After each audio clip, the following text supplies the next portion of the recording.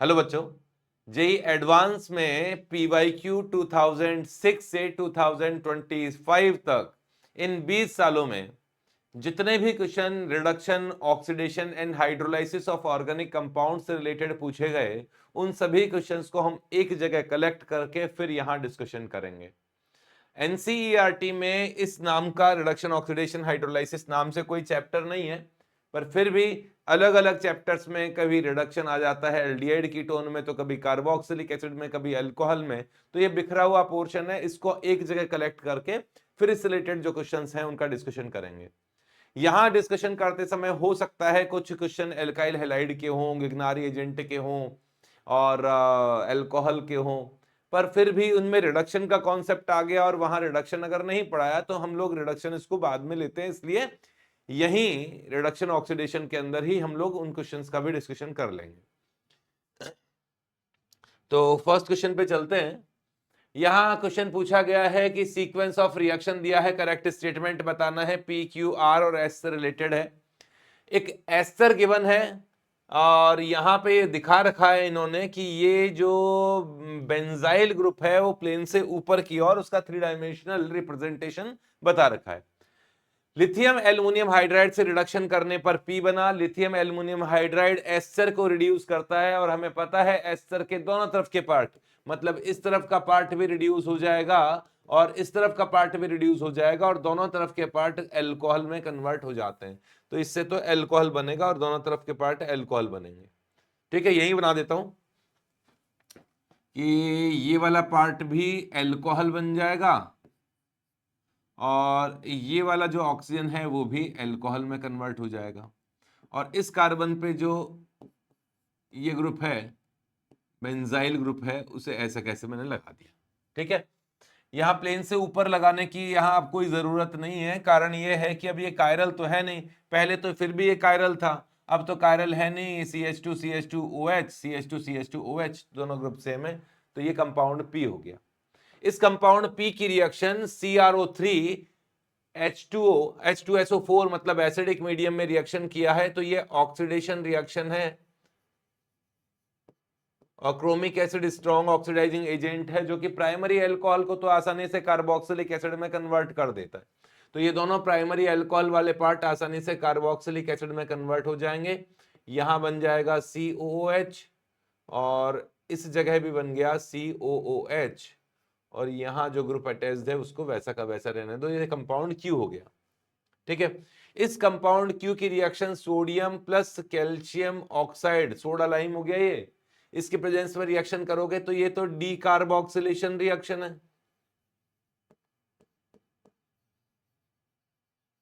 D carboxylation reaction है, carboxylic acid में soda lime डालें तो कार्ब एनायन बनते हुए CO2 मतलब सोडियम कार्बोनेट वगैरह बाहर निकलते।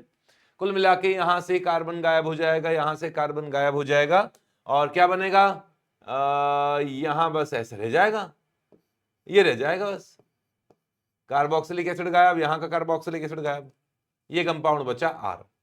ठीक है, अब इस कंपाउंड P में सल्फ्यूरिक एसिड डाल के हीट किया गया है। सल्फ्यूरिक एसिड अगर अल्कोहल में डालोगे और हीट करोगे तो डिहाइड्रेशन ही होगा, तो यहां डिहाइड्रेशन हो सकता है। अब डिहाइड्रेशन से क्या क्या बनेगा उसको मैं बनाता हूं, P को आगे बनाता हूं मैं, या यही बना देता हूं। कंपाउंड P जो कि है एक डाई हाइड्रोक्सी एल्कोहल है ना, ऐसे है ये, यहां अल्कोहल है और यहां भी अल्कोहल है और यहां जैसा भी ग्रुप है, इसमें आपने एसिड डाल के रिएक्शन किया। देखो एसिड डाल के हीट किया है, डिहाइड्रेशन होगा। अब हमें ये पता है कि जो डिहाइड्रेशन है वो इवन एलिमिनेशन है, कार्बोकेटायन बनते हुए रिएक्शन होती है और डिहाइड्रेशन हो जाती है। हालांकि प्राइमरी अल्कोहल में E2 एलिमिनेशन होता है, इसमें कई बार स्टूडेंट उलझ जाएंगे।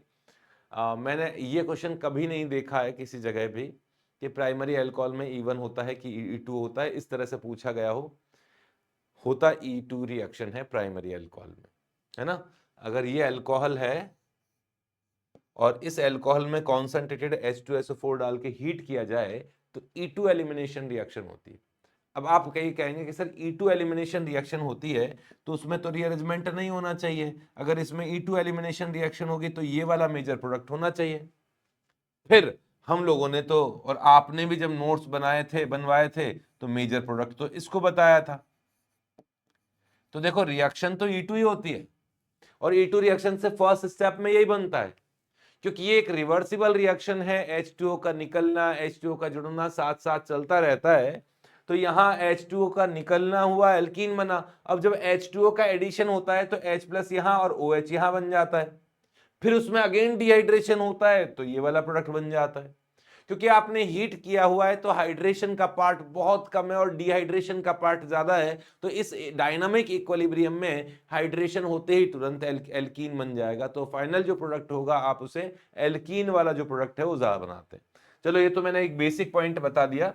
तो कुल मिला के बात ये हो गई कि भले ही E2 रिएक्शन होती है लेकिन अंत में वही सेकेंडरी अल्कोहल बनेगा, फिर जाके रिएक्शन होके अंत में अपन को तो E1 एलिमिनेशन की तरह ही प्रोडक्ट बनाना है। E1 एलिमिनेशन की तरफ मतलब जैसे कैटायन बन के रिएक्शन होती है, अब इसमें कैटायन बन के रिएक्शन होगी तो देखो कहां कहां कैटायन बनेगा। एक तरफ से स्टार्ट करता हूं मैं, यहां कैटायन बन सकता है, फिर रीअरेंजमेंट होके तो यहां कैटायन बन सकता है, फिर रीअरेंजमेंट होके तो यहां कैटायन बन सकता है। तीन तीन जगह कैटायन बन सकते हैं, और जहां जहां कैटायन बनेगा उसके जस्ट पड़ोस में से H प्लस निकल के एल्कीन बनेगा। तो अगर मैं पहला वाला कैटायन बनाऊं, मतलब ये वाला इस जगह कैटायन बना तो यहां भी और यहां भी ये अल्कोहल भी बन सकता है। हालांकि मेजर बनाना है, ये तो माइनर लग रहा है मेरे को। इसके अलावा ये वाला एल्कीन भी बन सकता है, ठीक है ना, दोनों में जगह होगा डिहाइड्रेशन तो। और इसके अलावा ऐसा भी तो हो सकता है जब एक कार्बन कम कर दिया मैंने,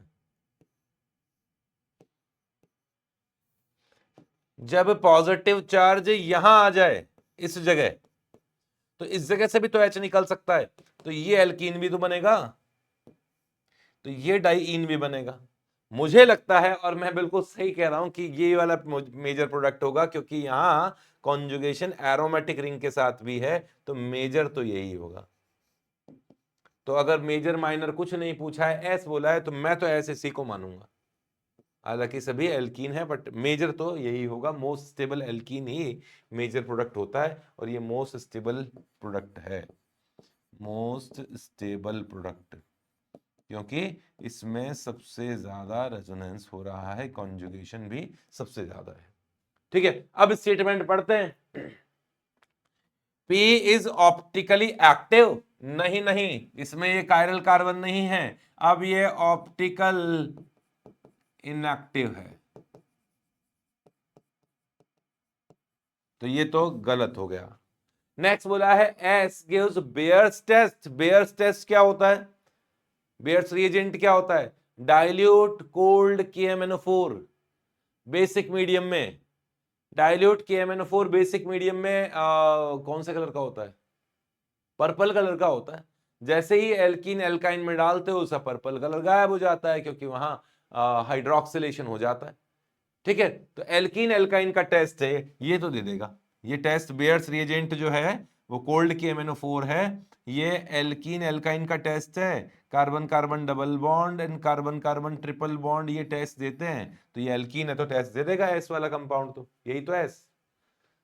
नेक्स्ट बोला है Q gives effervescence with aqueous sodium bicarbonate. Sodium bicarbonate के साथ तो कार्बोक्सिलिक एसिड देते हैं, तो क्या Q कार्बोक्सिलिक एसिड है? हाँ बिल्कुल है। कार्बोक्सिलिक एसिड में सोडियम बाइकार्बोनेट डालते हैं तो कार्बन डाइऑक्साइड बुदबुदाहट के साथ बाहर निकलता है, तो ये स्टेटमेंट तो सही हो गया। ठीक है, CO2 बाहर निकलती है ना, इससे रिएक्शन करोगे तो, इसे रिएक्शन करोगे तो सॉल्ट बनेगा और कार्बन डाइऑक्साइड बाहर रिएक्शन करेगी। ये कार्बोक्सिलिक एसिड का टेस्ट है। नेक्स्ट बोला है R एक एल्काइन है, बिल्कुल नहीं, R एक डाईईन है, एल्काइन नहीं है। ठीक है, चले आगे। एक पैराग्राफ का क्वेश्चन है, क्वेश्चन में बोला गया है कि एक ट्राई नाइट्रो कंपाउंड है जिसकी 1, 3 एंड 5 पोजीशन पर ट्रिस, अच्छा ट्रिस कब लगाते हैं, बेस ट्रिस, ट्रिस का यूज कब करते हैं, जब कॉम्प्लेक्स सब्स्टिट्यूएंट हो। तो कॉम्प्लेक्स सब्स्टिट्यूएंट दिया इन्होंने ट्रिस 4 नाइट्रोफिनाइल बेंजीन। इसका स्ट्रक्चर बनाओ सबसे पहले, तो इसका स्ट्रक्चर बनाते हैं सबसे पहले, तो अपना काम बाद में स्टार्ट करेंगे। फिर बेंजीन है और बेंजीन पे क्या जुड़ा हुआ है, 4 नाइट्रोफिनाइल। अरे फिनाइल तो ये होता है, इसकी 4 पोजीशन पर नाइट्रो ग्रुप जुड़ा हुआ है, ऐसा कुछ है ना। ये बेंजीन है, इस पर फिनाइल जुड़ा हुआ है, ये रहा फिनाइल,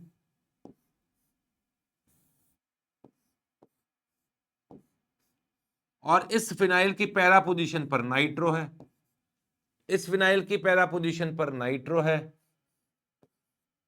और इसकी पैरा पोजीशन पर भी नाइट्रो है, और ये 3 है।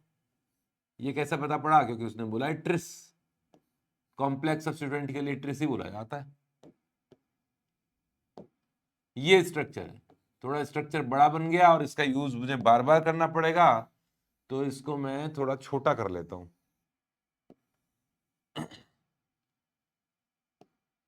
ठीक है ना, चल जाएगा। दिखाई दे रहा होगा अब। हाँ, ये वाला कंपाउंड है, ये है मेन चेन बेंजीन। किसी रिंग पर 2 या 2 से ज्यादा, नहीं वो रूल तो अलग है। रिंग पर 3 सब्स्टिट्यूएंट जुड़े हुए हैं, और तीनों सब्स्टिट्यूएंट में इस सब्स्टिट्यूएंट का नेम फिनाइल था, फिनाइल की पैरा पोजीशन पे नाइट्रो था, या 4 पोजीशन पे नाइट्रो था, तो नेम हो गया 4 नाइट्रोफिनाइल। और ऐसे 3 थे, इसलिए ट्रिस बोल दिया गया। चलो अब इसके बारे में क्या किया है, इस कंपाउंड की reaction on complete reaction with excess of SnHCl, SnHCl से जो रिएक्शन किया तो मेजर प्रोडक्ट बना, और ये मेजर प्रोडक्ट नाइट्रो का रिडक्शन हुआ होगा, SnHCl नाइट्रो को रिड्यूस करके NH2 में कन्वर्ट कर देता है। ठीक है, समझ में आ गया। एक्सेस ऑफ SnHCl जो होगा वो नाइट्रो को NH2 में कन्वर्ट करेगा, which on treatment with an excess of sodium nitrite plus HCl, ये डाइएजोटाइजेशन है, produce as the major product. ठीक है, पहले ये वाला काम कर लेते हैं, इस कंपाउंड का SnHCl से रिडक्शन कर लेते हैं पहले, फिर उसके बाद में उसका डाइएजोटाइजेशन करेंगे। HNO2 लिख देता हूं, 0 to 5 डिग्री सेल्सियस डाइएजोटाइजेशन, और यहां तो रिडक्शन है, और रिडक्शन नाइट्रो का होता है, नाइट्रोबेंजीन का SnHCl से रिडक्शन से एनिलीन बनती है। अब मुझे कॉपी तो करना ही पड़ेगा, स्ट्रक्चर बनाने में टाइम लगेगा फिर, तो ये नाइट्रो का रिडक्शन कर दूंगा पहले तो मैं, ठीक है ना, और फिर उसे डाइजोनियम सॉल्ट में भी कन्वर्ट कर दूंगा। ये NH2 बनेगा, यहाँ भी NH2 बनेगा, यहाँ भी NH2 बनेगा, तो नाइट्रो का रिडक्शन हुआ NH2 और यहाँ भी NH2। ठीक है, एरोमेटिक प्राइमरी अमीन की का डाइजोटाइजेशन से डाइजोनियम सॉल्ट बनेगा, और तीनों जगह बनेगा। यहाँ भी डाइएजोनियम क्लोराइड बना, HCl लिया है वहां पे, यहाँ भी डाइएजोनियम क्लोराइड बना, और यहाँ भी डाइएजोनियम क्लोराइड बना। ये कंपाउंड P है, कंपाउंड P जो मेजर प्रोडक्ट के फॉर्म में बन रहा है, ये बोला गया है। चलो आगे क्या कहते हैं, फिर कह रहा है कि P upon treatment with excess of water, diazonium salt की रिएक्शन वाटर से करा दी जाए एट रूम टेम्परेचर, हालांकि थोड़ा सा बॉईल करना पड़ता है उसके साथ में, पर ठीक है, रूम टेम्परेचर मैं समझ गया। डाइजोनियम सॉल्ट 5 डिग्री सेल्सियस तक ही स्टेबल होता है, 5 डिग्री सेल्सियस के साथ उसको जैसे ही हीट करते हैं तो में से नाइट्रोजन गैस बाहर निकल जाती है, और फिर वहां वाटर की प्रेजेंस में रूम टेम्परेचर उसके लिए हीट ही माना जाएगा। रूम टेम्परेचर तो 25 डिग्री सेल्सियस के आसपास होता है। तो फिर वहां हीट किया तो नाइट्रोजन निकलेगा और फिनॉल बनेगा। फिनॉल बनाने की रिएक्शन पढ़ी हम लोगों ने, डाइजोनियम सॉल्ट से फिनॉल बनेगा, मतलब तीनों डाइजोनियम सॉल्ट की जगह फिनॉल आ जाएगा। फिर क्या कहा गया है, गिव्स कंपाउंड क्यू, ठीक है। Bromination of Q in aqueous medium, तो कंपाउंड आर बना। चलो दोनों स्टेप कर लेते हैं।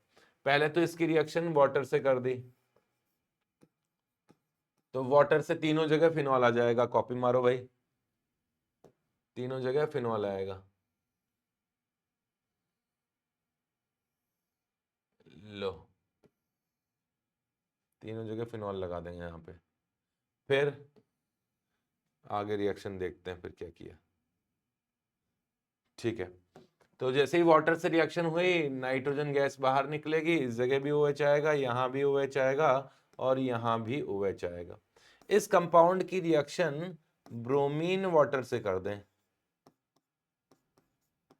एक्वस कंडीशन में बोला ना।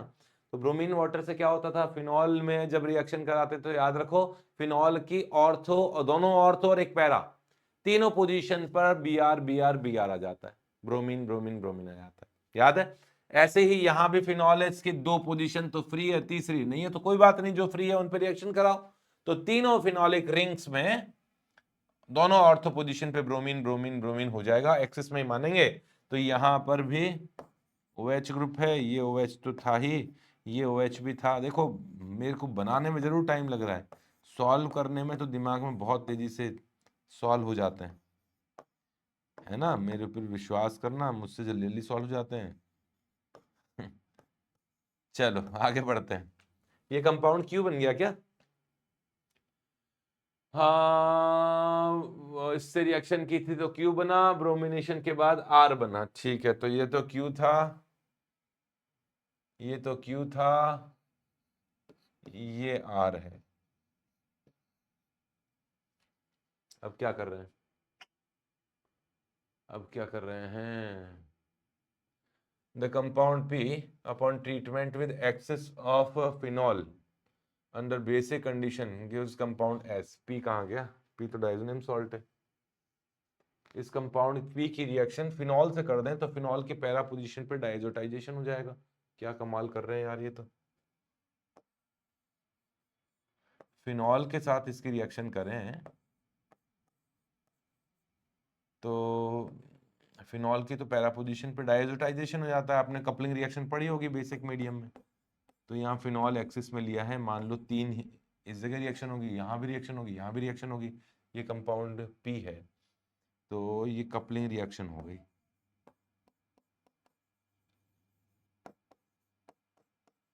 कॉपी मारना पड़ेगा वापस।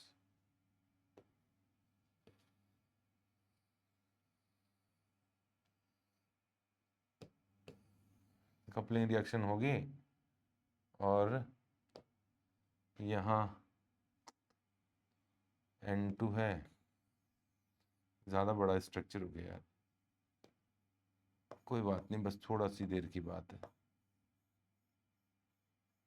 बना लेंगे, सह लेंगे थोड़ा सा, और क्या।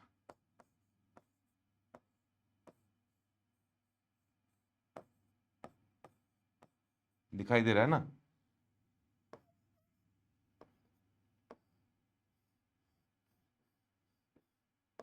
ये बन गया। ठीक है, फिनॉल की पैरा पोजीशन पे कपलिंग हो गई, इधर भी फिनॉल की पैरा पोजीशन पे हो गई, इस तरफ भी फिनॉल की पैरा पोजीशन पे कपलिंग हो गई, तो क्या बना, तो कंपाउंड S बना दिया, ठीक है। तो ये क्वेश्चन कहाँ से आ गया भाई, हाँ, तो लिखा हुआ है molecular mass difference between Q and R इतना है और एंड बिटवीन P एंड इतना है, ठीक है। तो नंबर ऑफ हीट्रो एटम, ये तो मॉलिक्यूलर मास दिया हुआ है, कैलकुलेट कर लो, कोई खास चीज नहीं है। मॉलिक्यूलर वेट तो इन्होंने जो भी दिया है ना, उसको कैलकुलेट कर लो आप, करना पड़ेगा, वैसे जरूरत पड़ेगी नहीं इसकी इतनी कैलकुलेशन की। तो डायरेक्ट इन्होंने जो क्वेश्चन पूछा है ना उस पर चलते हैं। क्वेश्चन में पूछा है कि the number of hetero atom present, देखो इससे आइडिया लगता है आपको, ये मॉलिक्यूलर वेट दिया है ना डिफरेंस, उससे आइडिया लगेगा कि एक रिंग जुड़ी है कि दो रिंग जुड़ी है कि तीन रिंग जुड़ी है, ठीक है। हालांकि एक्सिस एक्सिस बोला है हर जगह, क्लियर करके बोला है। तो रिंग जैसे हर जगह बताया इन्होंने कि एक्सिस में ये लिया है, एक्सिस में ही वाटर लिया है, एक्सिस में ही फिनॉल लिया है, तो तीनों जगह रिएक्शन होने वाली है। ठीक है, तो यहाँ कैलकुलेशन करके देख लो एक बार मन की संतुष्टि के लिए। फिर बोल रहे हैं कि number of hetero atom present in one molecule of R, और यहाँ हीटेरो एटम की डेफिनेशन भी दे रखी है कि कार्बन और हाइड्रोजन के अलावा जो भी एटम्स है उनको हीटेरो एटम कंसीडर किया जाए। और फिर एंड में बोला है total number of carbon atoms and hetero atom present in molecule one molecule of S. अब तो कोई बड़ी बात नहीं है, आर में हीटेरो एटम कितने हैं, आर कहाँ गया, ये तो एस है। आर में हीटेरो एटम कितने हैं, 1 2 3, दोनों ब्रोमीन एक ऑक्सीजन, ये दोनों ब्रोमीन एक ऑक्सीजन, दोनों ब्रोमीन एक ऑक्सीजन, तो 9 हो गए, है ना। नंबर ऑफ हीटेरो एटम इसमें तो हो गए 9, और इसमें हीटेरो एटम प्लस कार्बन, तो कार्बन कितने हैं, 6 6 6, कितनी रिंग हो गई, 1 2 3 4 5 6 7 तो रिंग है, और हर रिंग में 6 कार्बन है, तो कितने हो गए, 42। 42 तो नंबर ऑफ कार्बन एटम्स हो गए एस में, और हीटेरो एटम पूछे हैं तो हीटेरो एटम कितने हैं, 1 2 3 4 5 6 7 8 9, दो दो तो नाइट्रोजन है सब साइड डायरेक्शन में, और दो दो तीन मतलब एक एक OH है, तो 9 इसमें और हो गए, तो 51 इसमें हीटेरो एटम प्लस कार्बन हो गए, आंसर हो गया, और क्या।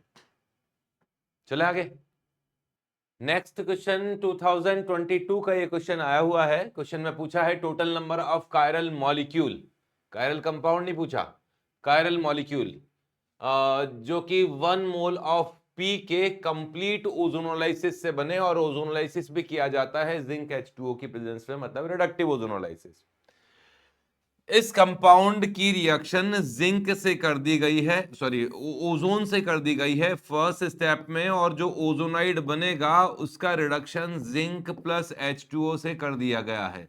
तो इस कंप्लीट ओजोनोलाइसिस में carbon carbon double bond dissociate हो जाएंगे। हमें पता है कि जब कार्बन कार्बन डबल बॉन्ड का रिडक्टिव ओजोनोलाइसिस होता है तो डबल बॉन्ड पूरी तरीके से तहस नहस हो जाता है, पूरी तरीके से टूट जाता है, और उस डबल बॉन्ड के दोनों तरफ जो डबल बॉन्ड वाले कार्बन है उसपे C double bond O C double bond O बनते हैं।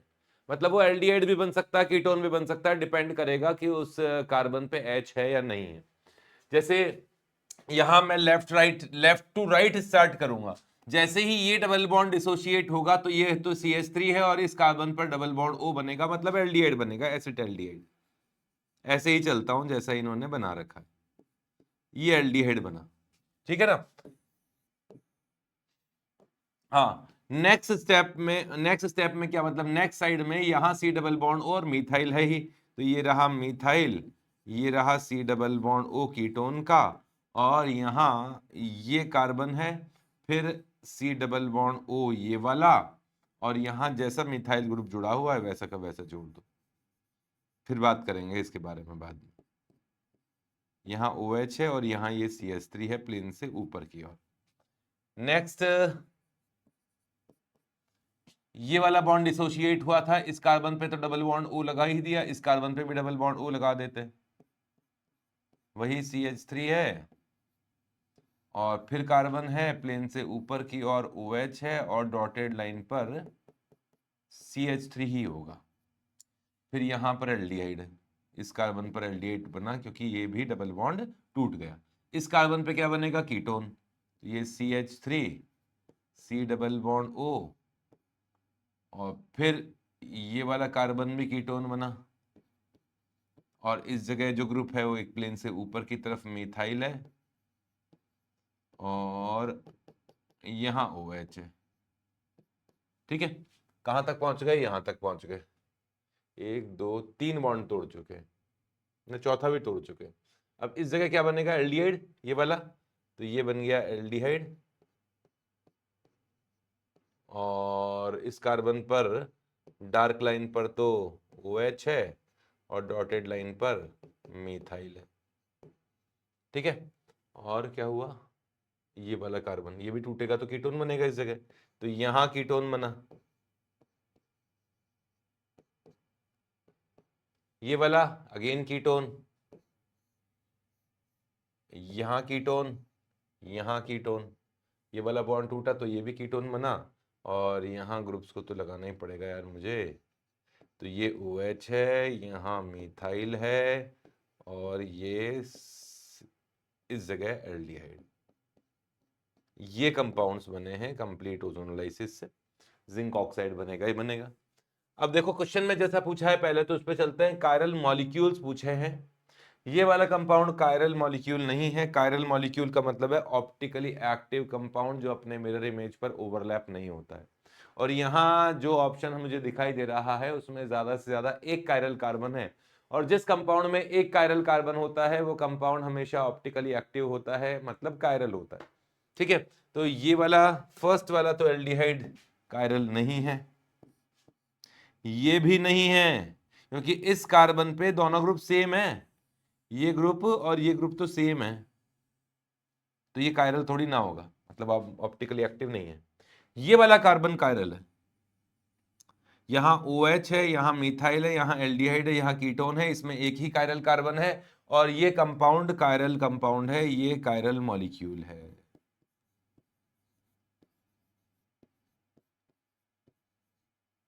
ठीक है ना, कायरल मॉलिक्यूल है। ये कंपाउंड नहीं है क्योंकि इसमें देखो आप, इस तरफ का पार्ट और इस तरफ का पार्ट सेम है। भाई कायरल एटम की डेफिनेशन ये होनी चाहिए कि उस कार्बन पे चारों ग्रुप डिफरेंट होने चाहिए, तो इस पे तो चारों ग्रुप सेम है, तो इसमें कायरल एटम नहीं है।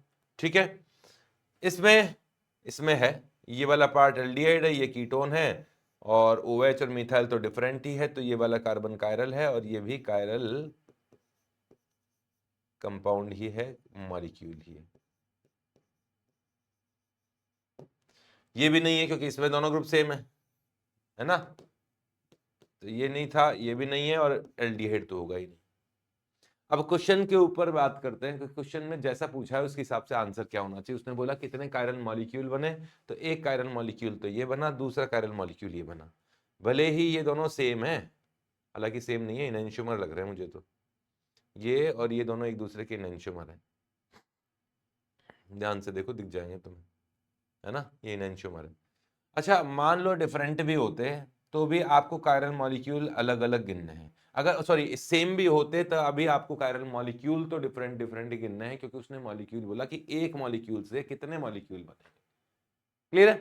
कायरल कंपाउंड पूछे, मान लो ये दोनों सेम है, इनएंशियोमर नहीं है, और आपसे क्वेश्चन में पूछा जाता कितने कायरल कंपाउंड बनेंगे, तो भैया कंपाउंड तो एक ही है। मैं जो बोलना चाह रहा हूं समझ में आ रहे हैं। अगर ये दोनों इनएंशियोमर नहीं होते और सेम स्ट्रक्चर होती, दो अलग अलग बने हैं, मतलब दो मॉलिक्यूल बने हैं सेम स्ट्रक्चर वाले, सेम कंपाउंड बने हैं, तो आपसे अगर क्वेश्चन पूछा जाए कि कितने कंपाउंड बनेंगे कायरल कंपाउंड, तो आंसर होगा 1। और अगर आपसे पूछा जाए कितने मॉलिक्यूल बने हैं, तो सेम मॉलिक्यूल भी चाहे 2 बने चाहे 4 बने, तो आपको आंसर तो देना ही पड़ेगा 2 और 4, जैसा भी जितने भी बने हैं। ठीक है। अच्छा, मैंने यहां केवल कायरल एटम देखा क्योंकि मुझे कायरल एटम से ही यहां सफिशिएंट जानकारी मिल गई। कायरल मॉलिक्यूल पहचानने के कई तरीके होते हैं, plane of symmetry, centre of symmetry से हम देख लेते हैं, लेकिन यहाँ केवल कायरल कार्बन से रिलेटेड ही था, कोई ऐसा कंपाउंड नहीं था जिसमें बिना कायरल कार्बन के भी ऑप्टिकली एक्टिविटी आ जाए। तो यहाँ वास्तव में यहाँ इन्होंने कायरल मॉलिक्यूल पूछा है, मतलब ऑप्टिकल एक्टिव मॉलिक्यूल पूछा है कौन से है। अच्छा, कहीं स्टूडेंट ये ना गिनना पड़े, मान लो ये कंपाउंड कुछ और है, इसको छोड़ो, अभी ये नहीं बनता, मान लो ये बनता, तो भी क्या हमें एक ही गिनना है, क्या क्या इसका इनएंशियोमर गिनना है, क्या क्यों बनना है, क्यों गिनना है भाई। जैसा इसका कॉन्फ़िगरेशन है वैसा ही कॉन्फ़िगरेशन यहाँ रहेगा, चेंज तो होगा नहीं। ऐसा तो है नहीं कि एक कायरल कार्बन बनेंगे तो आप उसके दोनों फॉर्म काउंट कर लोगे कि ये DB बनेगा और LB बनेगा, वो बात अलग होती है जब वहां सिचुएशन दी होती। यहाँ ऐसा कुछ नहीं, इन्होंने 3 डायमेंशनल स्ट्रक्चर बना के देखा है, तो उसके प्रोडक्ट में भी 3 डायमेंशनल स्ट्रक्चर इसका वैसा ही रहेगा जैसे यहां दे रखा है। ठीक है, इसका आंसर तो क्या हो जाएगा, 2 हो जाएगा। ठीक है, चले आगे।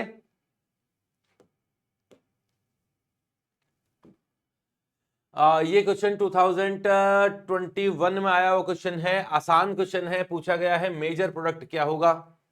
रिएक्शन में सोडियम अमाइड और सोडियम लिक्विड अमोनिया यूज किया गया है। कौन सी रिएक्शन है यह, बर्च रिडक्शन। ये है Birch reduction. Birch reduction non terminal alkyne का पार्शियल रिडक्शन है। जिससे कि trans alkene as a product बनता है। टर्मिनल एल्काइन पर ये रिएक्शन नहीं होती, ये रिडक्शन नहीं होता है। ठीक है, टर्मिनल एल्काइन ज्यादा से ज्यादा एसिड बेस रिएक्शन करेगी और यहां माइनस बन जाएगा, आगे कुछ रिडक्शन नहीं होगा। तो रिडक्शन यहां नहीं होगा, केवल इसी का रिडक्शन होगा। टर्मिनल एल्काइन जो कॉर्नर पर एल्काइन है उसका रिडक्शन नहीं होता, नॉन टर्मिनल एल्काइन का रिडक्शन होता है, और रिडक्शन होके क्या बनेगा, ट्रांस एल्कीन। ठीक है, तो यहां इस जगह ये टर्मिनल एल्काइन तो वैसे का वैसे ही रह जाना चाहिए, हालांकि यहां सॉल्ट बनना चाहिए। यहां कार्बन पे एसिडिक एच है, ये एसिडिक एच सोडियम अमाइड से रिएक्शन करके कार्बन माइनस और सोडियम का सॉल्ट बना सकता है, लेकिन ऑप्शन में कहीं नहीं लिखा तो मैं भी नहीं लिखूंगा। तो ये बना, इसके बाद में एक कार्बन और है, फिर ये है, फिर ये है, फिर ये है, फिर अगेन कार्बन। अब इस जगह जो है ना वो ट्रांस एल्कीन बन जाएगी, इस जगह ऐसे है, इस जगह ट्रांस एल्कीन बनेगी, जिसको मैंने यूं शो कर दिया थोड़ा सा। तो अब आप पहचानोगे आप क्या होगा, ये तो होगा ही नहीं, दोनों का ही कर दिया इन्होंने। ये एल्काइन बन गया, ये कार्बन, ठीक है यहाँ तक तो ये रहा। फिर एक कार्बन के बाद में एच और एच अपोजिट साइड में पहचानने की जिम्मेदारी तुम्हारी। यही वाला आंसर लग रहा है, 1 2 3 यही लग रहा है। अब देखो इसमें तो सिस बना दिया इन्होंने, ये तो सिस है, सिस वाला नहीं होता है, ट्रांस वाला ही होता है। यहाँ ये ट्रांस है, ट्रांस ही बनता है। ठीक है ना, ये भी सिस बना दिया और इसका भी रिडक्शन कर दिया, होना ही नहीं चाहिए था। तो इसका आंसर केवल और केवल बी ऑप्शन। चले आगे। बर्च रिडक्शन वैसे किस किस का होता है? बर्च रिडक्शन दो चीजों का तो पूछते ही पूछते हैं, एक तो एल्काइन का और एक बेंजीन रिंग का, एरोमेटिक रिंग का, है ना। तो मैं एरोमेटिक रिंग का बता देता हूं थोड़ा सा। Birch reduction of aromatic rings, मतलब बेंजीन रिंग्स लिखना चाहिए मुझे। बेंजीन का बर्च रिडक्शन करते हैं सोडियम प्लस लिक्विड अमोनिया। तो अभी तक जो आप देखो कहीं भी बनती थी तो कॉन्जुगेटेड डाइईन बनती थी, यहां कॉन्जुगेटेड डाइईन नहीं बनती, यहां आइसोलेटेड डाइईन बनती है, दोनों डबल बॉन्ड आमने सामने आते हैं। और उसका कारण यह है कि इसका जो मैकेनिज्म है, उसके मैकेनिज्म में फर्स्ट स्टेप में जो इलेक्ट्रॉन अटैक करता है सोडियम मेटल का, वो एक डबल बॉन्ड को डिसोशिएट करता है पहले तो, और एनायन रेडिकल मैकेनिज्म होती है ये, एनायन रेडिकल मैकेनिज्म होती है जो कि आगे रेजोनेंस करके इस तरह के स्ट्रक्चर में कन्वर्ट हो जाती है। नेक्स्ट स्टेप में वाटर अमोनिया का H यहां आएगा, फिर इलेक्ट्रॉन एब्जॉर्ब करेगा, मतलब नेक्स्ट स्टेप में अमोनिया का H यहां आ जाता है, एक H तो है ही, यहां रेडिकल है, वो इलेक्ट्रॉन एब्जॉर्ब करता है, फिर एनायन बनता है, फिर वो H एब्जॉर्ब करके कुछ ऐसा बन जाता है। मतलब कुल मिला के शॉर्ट ट्रिक तो ये होती है कि हम लोग ये मान लेंगे कि दो एनायन बन रहे हैं दो इलेक्ट्रॉन एब्जॉर्ब करने के कारण, और ये दोनों इलेक्ट्रॉन ऑपोजिट साइड में ज्यादा स्टेबल है, बिल्कुल आमने सामने ज्यादा स्टेबल है, पास पास में रिपल्शन होगा, इसलिए इसकी स्टेबिलिटी कम होती है। तो इस तरीके से सोचते हो हम लोग इस तरह का प्रोडक्ट, मतलब अपन नहीं बनाते, नेचर में बनता है।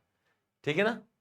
इसमें एक और खास बात बता रखी है कि अगर कोई इलेक्ट्रॉन विड्रॉइंग ग्रुप हो, जैसे कि मान लीजिए कार्बोक्सिलिक एसिड है जो कि इलेक्ट्रॉन विड्रॉइंग ग्रुप है, उस केस में अगर आप बर्च रिडक्शन कराते हैं सोडियम लिथियम या पोटेशियम मेटल की प्रेजेंस में लिक्विड अमोनिया का यूज करके, तो उस केस में डबल बॉन्ड इस तरीके से बनते हैं, आमने सामने बनते हैं इलेक्ट्रॉन विड्रॉइंग ग्रुप के। ये नहीं बनेगा, ऐसा नहीं बनेगा, ये नहीं बनता, ये बनता है। ऐसा इसलिए होता है क्योंकि मैंने कहा ना, शॉर्ट ट्रिक मैंने क्या बताया था कि डबल बॉन्ड आमने सामने बनेंगे। तो इसमें जब डबल बॉन्ड बनेंगे तो इलेक्ट्रॉन विड्रॉइंग ग्रुप के यहां बनेगा और यहां बनेगा, तो इलेक्ट्रॉन विड्रॉइंग ग्रुप एनायन की स्टेबिलिटी को बढ़ाएगा, इलेक्ट्रॉन खींचने वाला ग्रुप एनायन की स्टेबिलिटी को बढ़ाएगा, तो ये ज्यादा स्टेबल है। अगर आप इस तरह का बनाते हैं इसके लिए, तो इस तरह का बनता वो, तो एनायन आमने सामने बनेंगे, ये एनायन ज्यादा स्टेबल है, ये एनायन कम स्टेबल है, क्योंकि यहाँ इलेक्ट्रॉन विड्रॉइंग ग्रुप के जस्ट पास में नेगेटिव चार्ज है, इसलिए ये वाला प्रोडक्ट बनता है, ये नहीं बनता। ठीक है ना। ऐसे ही इलेक्ट्रॉन डोनेटिंग ग्रुप हो, जैसे ये इलेक्ट्रॉन डोनेटिंग ग्रुप है, यहां पर OMe लगा देता हूं, इलेक्ट्रॉन डोनेटिंग ग्रुप है, तो नेगेटिव चार्ज इस लोन पेयर के पास में काहे को आएगा, इलेक्ट्रॉन डोनेटिंग ग्रुप, और इसमें अगर आप रिएक्शन कराओगे तो कुछ इस तरह का बनेगा, यहां और यहां आएगा। कारण क्या है कि इसमें अगर मैं दो इलेक्ट्रॉन्स का एडिशन करूं तो दो ऑप्शन थे कि एक बार तो यहां एनायन बनता और यहां एनायन बनता, और एक बार ऐसी भी पॉसिबिलिटी है कि एनायन कुछ इस तरीके से बना दें। तो यहां लोन पेयर और लोन पेयर में रिपल्शन होगा, ये कम स्टेबल है, ये ज्यादा स्टेबल है, इसलिए ये वाला प्रोडक्ट बना, इसका दूसरा वाला प्रोडक्ट नहीं बनाएंगे। ठीक है ना। तो बस इस रिडक्शन में बेंजीन रिंग का कुछ इस तरीके से रिडक्शन करते हैं। ये नेक्स्ट क्वेश्चन है 2019 का क्वेश्चन है। क्वेश्चन में पूछा गया है कि मेजर प्रोडक्ट पी क्या होगा। एक कंपाउंड है जिसमें एल्कीन वाले डबल बॉन्ड भी दिए हैं और ट्रिपल बॉन्ड ऑफ एल्काइन भी गिवन है। Hydrogen, palladium, barium sulphate, quinoline, कौन सी रिएक्शन है? रिएजेंट तो कौन सा दिया है? रोजेनमैन रिडक्शन वाला दिया है। वैसे पार्शियल रिडक्शन है ये एल्काइन का। क्या होगा फर्स्ट स्टेप में? Partial reduction. अलग से लेता हूं। फर्स्ट स्टेप में क्या किया इन्होंने?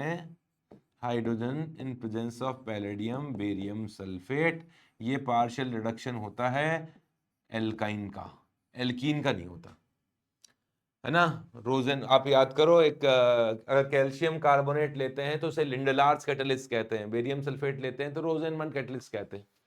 ये दोनों ही पॉइजन मेटल कैटलिस्ट है। पॉइजन मेटल कैटलिस्ट दो का अपन रिडक्शन करवाते हैं इसमें। एक तो एल्काइन का सिन एडिशन होता है और एल्काइन से सिस एल्कीन यहां बनता है। दूसरा, हाँ दूसरा एसिड हैलाइड का होता है। एसिड हैलाइड में भी ये रिएजेंट डाल दें तो रोजेनमैन रिडक्शन से एल्डिहाइड तक ही रिडक्शन होता है। तो यहां तो केवल एल्काइन ही दिया है तो एल्काइन का ही रिडक्शन करेंगे तो ये पार्शियल रिडक्शन होगा, पार्शियल हाइड्रोजनेशन, जो कि सिस एडिशन होता है। और इसमें ये तो है ही,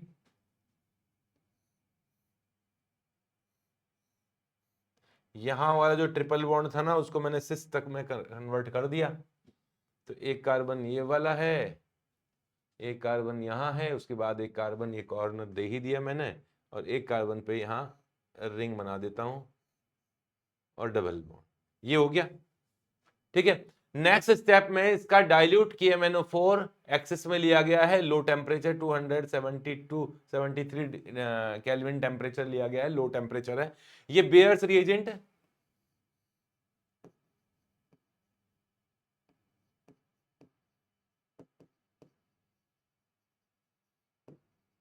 बेयर्स रिएजेंट सिन हाइड्रोक्सिलेशन करता है, डबल बॉन्ड पर हाइड्रोक्सिलेशन करता है, डबल बॉन्ड के पाई बॉन्ड को तोड़कर OH OH ग्रुप में जोड़ देता है। तो ये होता है सिन हाइड्रोक्सिलेशन। तो आपने यहां जो कंडीशन डाली है वो किसकी डाली है? सिन हाइड्रोक्सिलेशन की डाली है, सिन हाइड्रोक्सिलेशन। ठीक है ना। बेयर्स रिएजेंट डाइल्यूट किया MnO4 है, लो टेम्परेचर पे यूज करते हैं, पर्पल कलर का होता है, एल्कीन एल्काइन पे रिएक्शन करके सिन हाइड्रोक्सिलेशन करता है और इसका पर्पल कलर गायब हो जाता है, इसलिए इसे बेयर टेस्ट भी कहते हैं।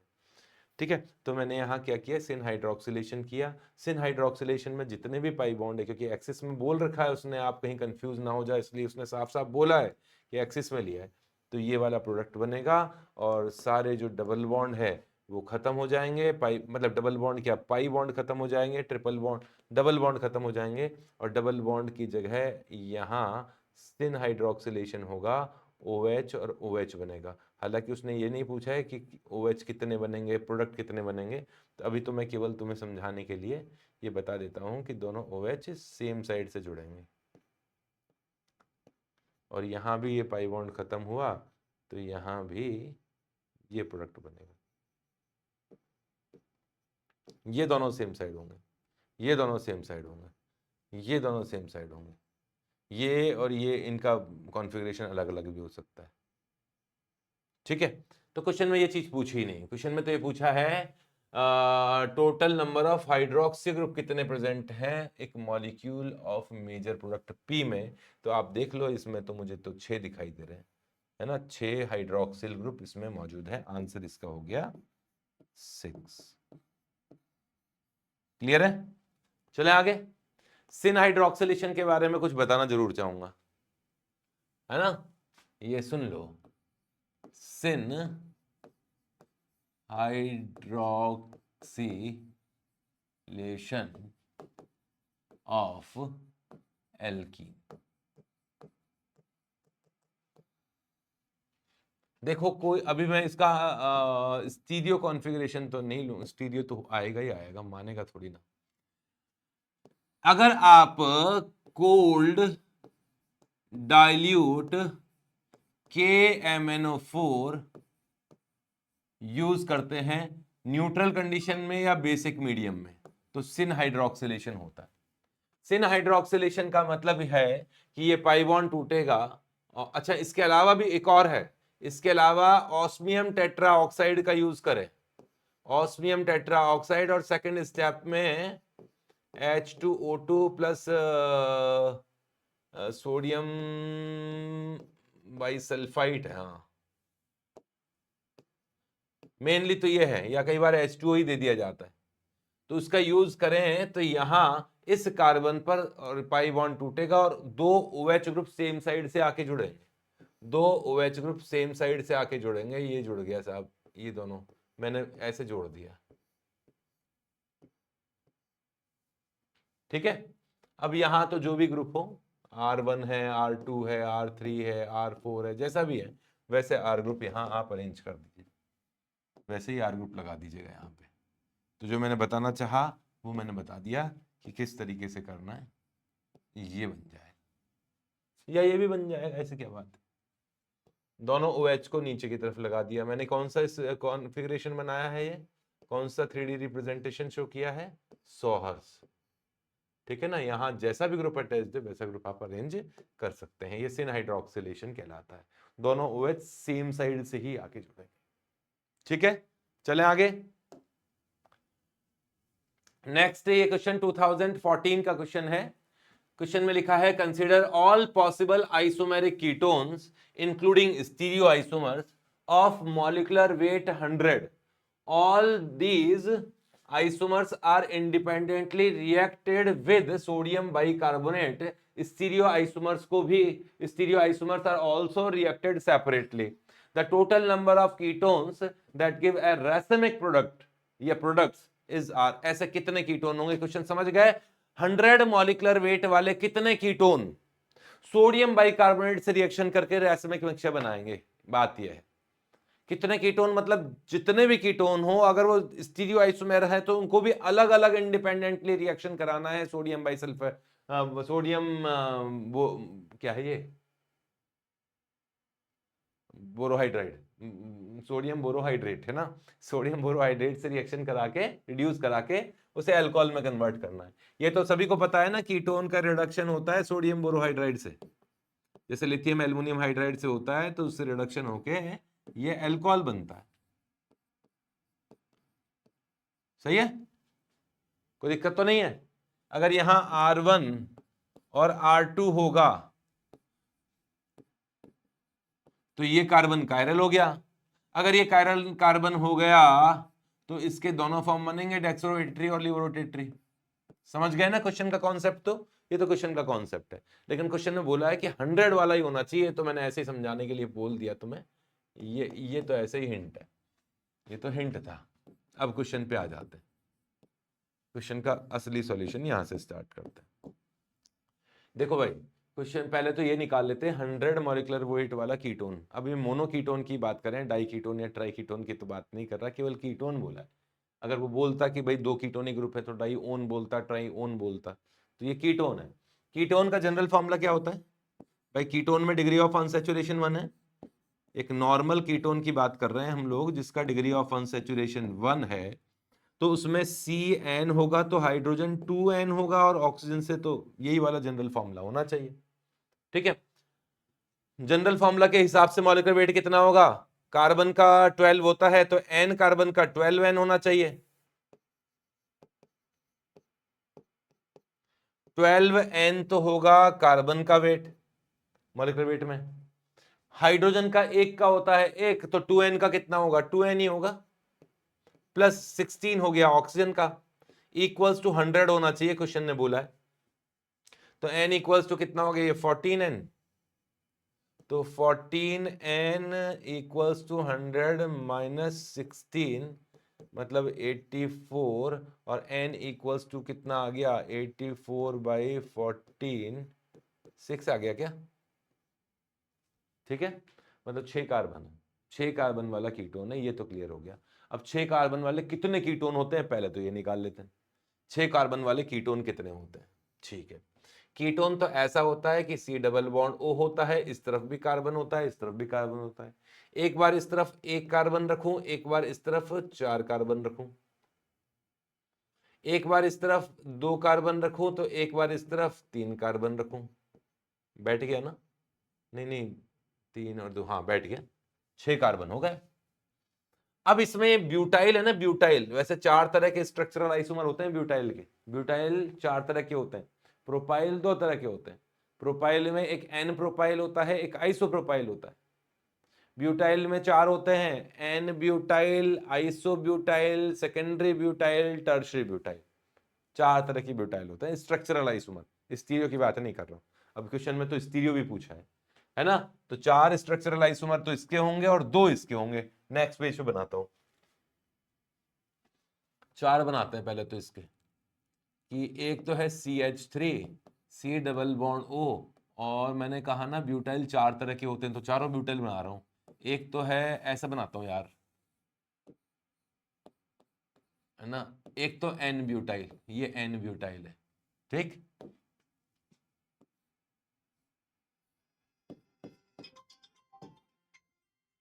एक होता है सेकेंडरी ब्यूटाइल, एक मिनट,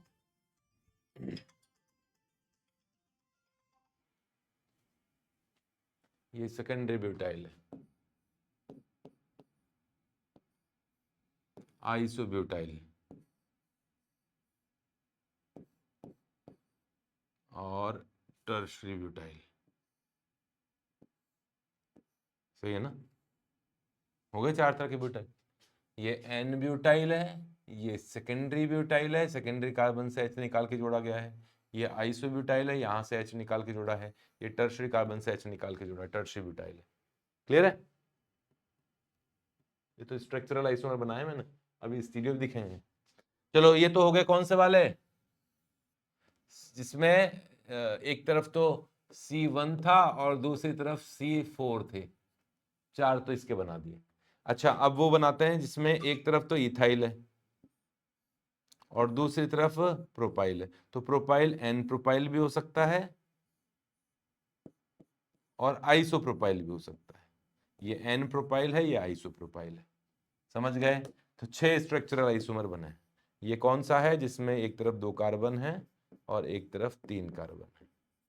6 तरह के कीटोन बने इस मॉलिक्यूलर फॉर्मूला के। तो आप जरा ध्यान से देखो, इसमें इस जगह कायरल कार्बन है, यहाँ कायरल कार्बन नहीं है, यहाँ नहीं है, और किसी में कायरल कार्बन नहीं है। ये एक कायरल कार्बन वाला है, और कायरल कार्बन वाले में भी अगर उसको काउंट करूं तो कितने होंगे? ये डेक्सोरोटेट्री और लिबोरोटेट्री 2 बन सकते हैं। तो अगर आपसे कहा जाए क्वेश्चन की भाई 6 कार्बन वाला जो कीटोन है वो कितने होते हैं, तो आंसर आएगा अपना कितना? 4 5 6 7 आंसर आएगा। कितने क्यों होते हैं? क्योंकि 6 तो स्ट्रक्चरल आइसोमर दिख रहे हैं, उनमें से एक स्ट्रक्चरल आइसोमर ऐसा है जो कि डेक्सोरोटेट्री और लिबोरोटेट्री फॉर्म होता है। तो उसका डेक्सोरोटेट्री भी एक अलग कंपाउंड है, लिबोरोटेट्री भी अलग कंपाउंड है, उसका भी सम्मान किया जाएगा। तो टोटल कितने प्रोडक्ट बनेंगे, टोटल कितने कीटोन बनेंगे? तो इसके टोटल 7 कीटोन होंगे। ठीक है ना। क्वेश्चन को पढ़ो अब अच्छी तरह से। Consider all possible stereo isomer including stereo isomer also. All isomer सारे काउंट करना है, स्टीरियो को भी काउंट करना है, मतलब 6 नहीं 7 की बात कर रहा है, 7। और उनकी रिएक्शन करनी है सब। All these isomers are independently, अलग अलग, इंडिपेंडेंटली मतलब डी और एल को भी अलग अलग। जो ये डी और एल बना है ना, ये वाला डी और ये एल, इनको भी अलग अलग रिएक्शन कराया है सोडियम बाइस सोडियम बोरोहाइड्राइड से। और फिर कितने स्टीरियो आइसोमर बन रहे हैं, स्टीरियो आइसोमर को लिख दिया, देखो इसने स्टीरियो आइसोमर को भी सेपरेटली रिएक्शन कराओ भाई, अलग अलग मानेंगे, डी को अलग कराओ, एल को अलग कराओ। और फिर बोल रहा है कि टोटल कैसे कितने ऐसे कीटोन थे जिन्होंने रेसिमिक मिक्सचर बनाया। समझ गए ना। इन 7 में से कितने ऐसे कीटोन हैं जो रेसिमिक मिक्सचर बनाते हैं सोडियम बोरोहाइड्राइड से रिड्यूस होने के बाद। समझ गए क्वेश्चन, यही था क्वेश्चन। तो अब आ जाते हैं क्वेश्चन पे। अब क्वेश्चन में कुछ बचा नहीं ज्यादा, जो कुछ बताना था ना वो बता दिया।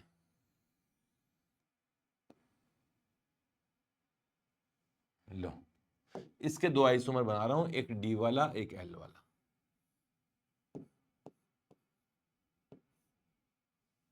ठीक है, लो इसको तो मैं प्लेन से ऊपर दिखा देता हूं, और इसको मैं प्लेन से नीचे दिखा देता हूं। समझ गए ना। इसमें एक CH3 प्लेन से नीचे, एक ऊपर है, और क्योंकि हमने एक ही पेज पे ले लिया है सब कुछ, तो सब कुछ समझ में आ जाएगा। टोटल 7 आइसोमर है, और इन 7 आइसोमर्स की रिएक्शन अब करेंगे हम इससे। एक ये लो, देखो रिएक्शन भी ऐसे करूंगा, इससे भी इसकी अलग करेंगे, इसकी अलग करेंगे रिएक्शन, इसकी रिएक्शन अलग करेंगे, इसकी रिएक्शन अलग करेंगे, इसकी रिएक्शन अलग करेंगे, इसकी रिएक्शन अलग करेंगे। समझ में आ गया। ठीक है, किससे करेंगे? सोडियम बोरोहाइड्राइड से।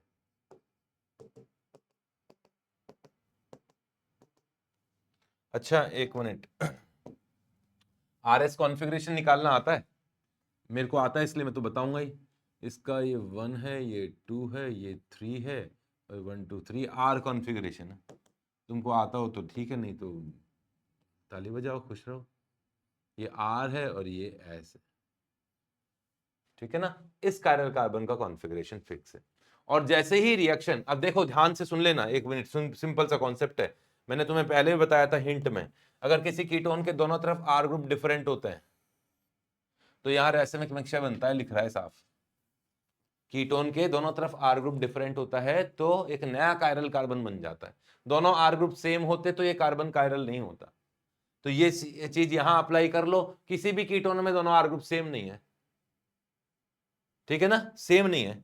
इसका मतलब जैसे ही यहां रिएक्शन होगी तो यहां अल्कोहल बनेगा और एक नए कायरल कार्बन का निर्माण होगा। लो, आज उस नए कायरल कार्बन का फॉर्मेशन कर ही देते हैं। यहां OH बनेगा। इन सबको कॉपी मार लें क्या? हाँ मैं कॉपी मारूंगा, मुझे सब आता है। इन सब से वैसे ही तो प्रोडक्ट बनने वाले हैं, तो इनको मैं कॉपी मारता हूँ। ये कॉपी मारा और इनके आंसर इसके सामने चिपकाने वाला हूँ।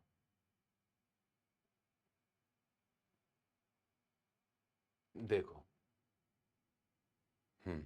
देखो देखो ध्यान से।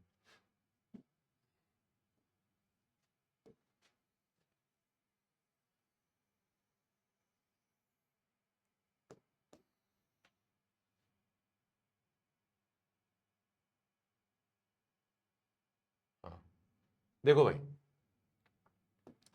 यहां कीटोन है, यहां OH बन जाएगा, इस जगह OH बन जाएगा, इस जगह OH बन जाएगा, इस जगह OH बन जाएगा, यहां OH बन जाएगा, यहां OH बन जाएगा, यहां OH बन जाएगा, इस जगह रिड्यूस होके ये OH में कन्वर्ट हो जाएगा। रिडक्शन से, कीटोन के रिडक्शन से अल्कोहल ही बनता है। यहाँ अल्कोहल बनेगा, यहाँ अल्कोहल बनेगा, यहाँ अल्कोहल बनेगा, यहाँ अल्कोहल बनेगा। अब देखना ध्यान से यहाँ एक नया कायरल कार्बन बना है, एक ही कायरल कार्बन बना है, इसका डेक्सोरोटेटरी और लीवरोटेटरी फॉर्म दोनों बनेंगे। यहाँ एक नया कायरल कार्बन बना है, इसका भी R कॉन्फ़िगरेशन भी बनेगा और इसका S कॉन्फ़िगरेशन भी बनेगा।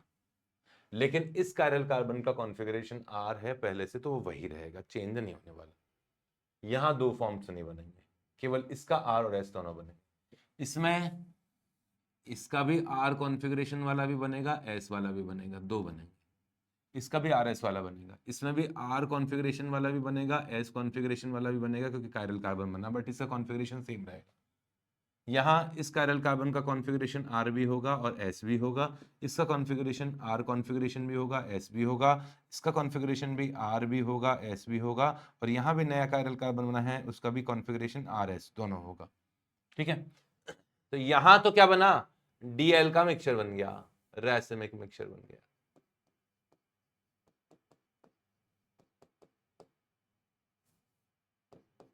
ठीक है, इस जगह रैसिमिक मिक्सचर नहीं बना, इस जगह डायस्टीरियोमर बना है। कैसे बना है, देखो, इसका कॉन्फ़िगरेशन आर हो और इसका भी आर हो, एक तो बना है ये वाला, और इसका कॉन्फ़िगरेशन एस हो और इसका तो आर ही रहेगा, दूसरा बना है एस आर वाला। वास्तव में ये दो कंपाउंड बने हैं और ये वास्तव में क्या है, मिक्सचर ऑफ डायस्टीरियोमर।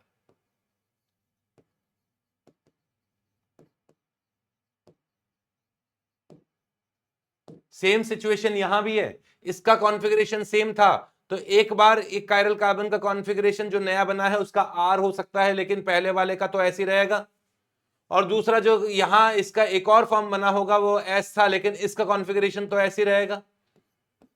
तो दो कंपाउंड यहां भी बने हैं, लेकिन वो डायस्टीरियोमर है, रैसिमिक मिक्सचर नहीं है, तो ये भी मिक्सचर ऑफ डायस्टीरियोमर है, रैसिमिक मिक्सचर नहीं है। क्वेश्चन पूछ रहा है रैसिमिक मिक्सचर के बारे में, यहां तो आप देख लो रैसिमिक मिक्सचर है,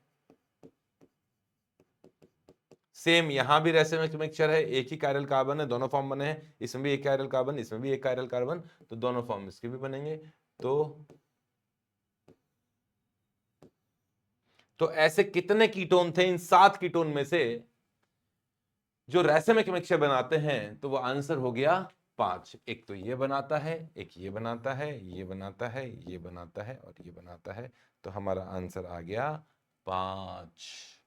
आंसर हमारा है 5। आंसर तो इसके साथ ही लिखना चाहिए, तो आंसर हमारा है 5।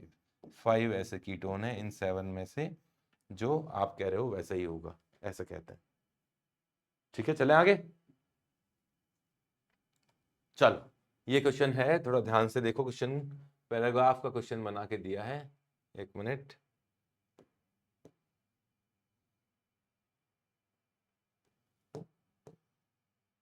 हाँ देखो ध्यान से, क्वेश्चन में पैराग्राफ बेस्ड क्वेश्चन है, और क्वेश्चन में कहा गया है कि P और Q दो आइसोमर्स हैं। कौन से आइसोमर है, स्ट्रक्चरल स्टीरियो कुछ नहीं बोला, आइसोमर्स है, और दोनों में दो दो कार्बोक्सिलिक एसिड है।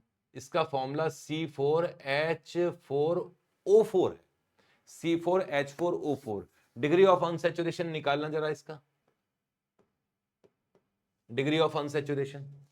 अगर ये एल्केन होता, ऑक्सीजन, उस पर ऑक्सीजन से कोई फर्क नहीं पड़ता डिग्री ऑफ अनसैचुरेशन में, तो इसमें हाइड्रोजन 10 होने चाहिए थे, 10 के रेस्पेक्ट में 6 हाइड्रोजन कम है, डिग्री ऑफ अनसैचुरेशन 3 है इसका, डिग्री ऑफ अनसैचुरेशन इसका 3 है। ठीक है, लिखा हुआ है, एक साथ सॉल्व करेंगे। बोथ डीकलराइज किसको, ब्रोमीन वाटर को डीकलराइज करते हैं, मतलब इसमें कार्बोक्सिलिक मतलब एल्कीन या एल्काइन, कुछ ट्रिपल बॉन्ड या डबल बॉन्ड वाली कंडीशन है, क्योंकि ब्रोमीन वाटर से एल्कीन और एल्काइन के मल्टीपल बॉन्ड रिएक्शन करके ब्रोमीन वाटर का कलर को डिकलराइज कर देते हैं। Bromine water reddish brown colour का होता है, एल्कीन एल्काइन से रिएक्शन करके उसका कलर गायब हो जाता है। तो ये एल्कीन एल्काइन का टेस्ट है। फिर उसने कहा कि ऑन हीटिंग पी वाला आइसोमर, पी वाला आइसोमर फॉर्म्स साइक्लिक एनहाइड्राइड। इन दोनों में से हीट करने पर पी वाला आइसोमर जो है ना साइक्लिक एनहाइड्राइड बनाता है।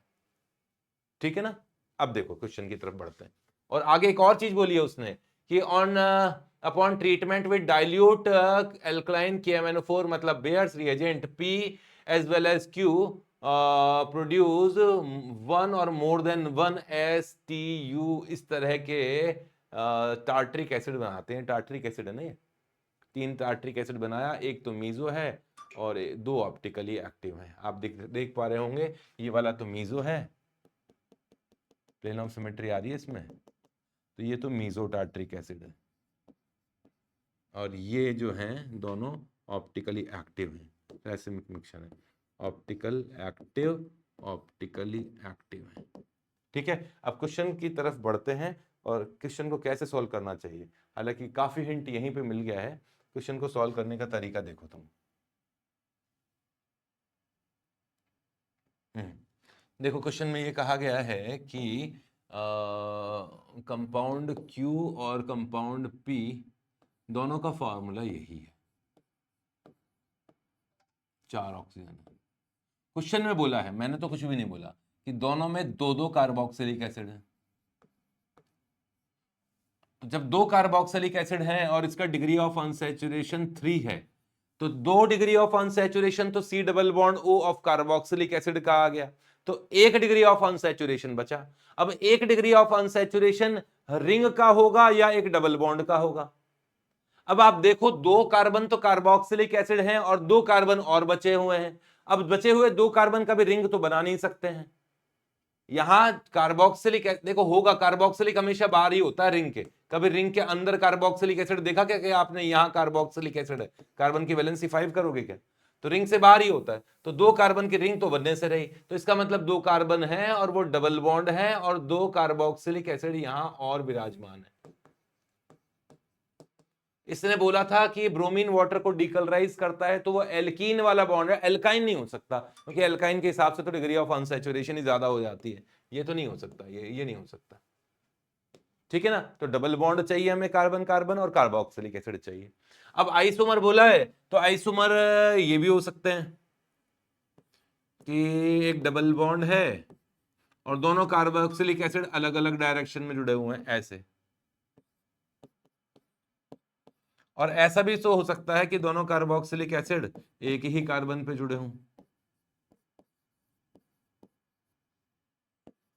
अच्छा, ये इसका सिस और ट्रांस भी हो सकता है, क्या पता इनमें से सिस है और ट्रांस है, हालांकि हिंट मिल गया मुझे। तो हो सकता है इनमें से ही सिस को और सिस और ट्रांस को ही पी क्यू करके बोला हुआ। ये हो सकता है इनमें से कोई पी हो और कोई क्यू हो। ठीक है ना, समझ गए? अब चलो आगे की हिंट पे चलते हैं। क्वेश्चन ने ये बोला कि ब्रोमीन वाटर का कलर डिकलराइज तो दोनों वाले फॉर्म कर देंगे, तीनों ही कर देंगे जो मैंने नेक्स्ट पेज पे बनाए हैं। पी कंपाउंड को हीट करने पे साइक्लिक एनहाइड्राइड बनता है, पी कंपाउंड को। और पी कंपाउंड श्योरली सिस वाला ही हो सकता है। इस कंपाउंड को अगर आप हीट कर दोगे ना, तो एक कार्बन पे जब 2 कार्बोक्सिलिक एसिड होते हैं तो एक CO2 तो ऐसे ही उड़ जाता है, साइक्लिक एनहाइड्राइड तो कहां बनेगा इसमें?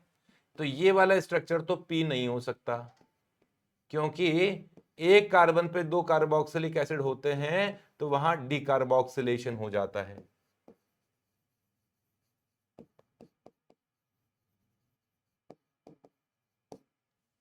इसके सिस फॉर्म को बना के दिखाता हूं। इसका सिस फॉर्म डीकार्बोक्सिलेशन वो साइक्लिक एनहाइड्राइड बनाता है। भाई साइक्लिक एनहाइड्राइड बनाने के लिए 2 तरीके हैं। हीट करने से साइक्लिक एनहाइड्राइड कहां कहां बनता है? हीट करने से साइक्लिक एनहाइड्राइड बनता है एक तो इस तरीके से, देखो है ना, आपने पढ़ा हो कि अगर इसको हीट किया जाए तो साइक्लिक एनहाइड्राइड बनता है, इसको हीट किया जाए तो साइक्लिक एनहाइड्राइड बनता है। इसको हीट करने से भी साइक्लिक एनहाइड्राइड बनता है, इसको हीट करने से भी साइक्लिक एनहाइड्राइड बनता है। अब क्वेश्चन में बनाने की जरूरत है नहीं वैसे, इसको कहाँ हिंट में लो, इन दोनों को हिंट में ले लेता हूँ, इधर ले लेता हूँ। इसको हीट करते हैं तो यहाँ से H2O का मॉलिक्यूल निकलता है और इस तरह का साइक्लिक एनहाइड्राइड बनता है। ये ग्लूटेरिक एसिड है ना? नहीं, ये तो सक्सिनिक एसिड है, ये ग्लूटेरिक एसिड है। इसको हीट करें तो यह H2O का मॉलिक्यूल यहाँ से निकलेगा, है ना, और यहाँ भी साइक्लिक एनहाइड्राइड बनेगा। तो साइक्लिक एनहाइड्राइड के लिए दोनों कार्बोक्सिलिक एसिड्स के बीच में या तो 2 कार्बन हो या 3 कार्बन हो। 4 वाला 5 वाला नहीं होता, 4 कार्बन बीच में हो या 5 कार्बन बीच में हो तो भी नहीं बनता, फिर तो कीटोन वगैरह कुछ और बन जाता है। क्लियर है? तो ये हिंट था, 2 कार्बोक्सिलिक एसिड्स के बीच में क्या होना चाहिए? या तो 2 कार्बन होने चाहिए या 3 कार्बन होने चाहिए, तो उसमें क्या बन जाएगा, हीट करने पे साइक्लिक एनहाइड्राइड बन रहा है। और ऐसा केस मुझे इसमें दिखाई दे रहा है, इसके सिस फॉर्म में दिखाई दे रहा है, ट्रांस में नहीं, सिस फॉर्म में। फ्यूमेरिक एसिड बोलते हैं ना इसे, या मैलेइक एसिड बोलते हैं, ये मैलेइक एसिड है। इसको अगर आप हीट करते हैं तो यहां से ये बाहर निकल जाएगा H2O और साइक्लिक एनहाइड्राइड बनेगा जिसे मैलेइक एनहाइड्राइड कहते हैं। ये यही वाला कंपाउंड पी है, इतना तो श्योर हो गया। क्यू के बारे में श्योर नहीं हुआ, क्यू ये भी हो सकता है और क्यू इसका ट्रांसफॉर्म भी हो सकता है अभी तक, तो जितना मैंने बोला है उस हिसाब से। तो ये साइक्लिक एनहाइड्राइड है, नाम है इसका मैलेइक एसिड, ये है मैलेइक एनहाइड्राइड। ठीक है, चले आगे। अब इसने अगली बात बोल दी ना, तो उसमें सब कुछ क्लियर हो गया।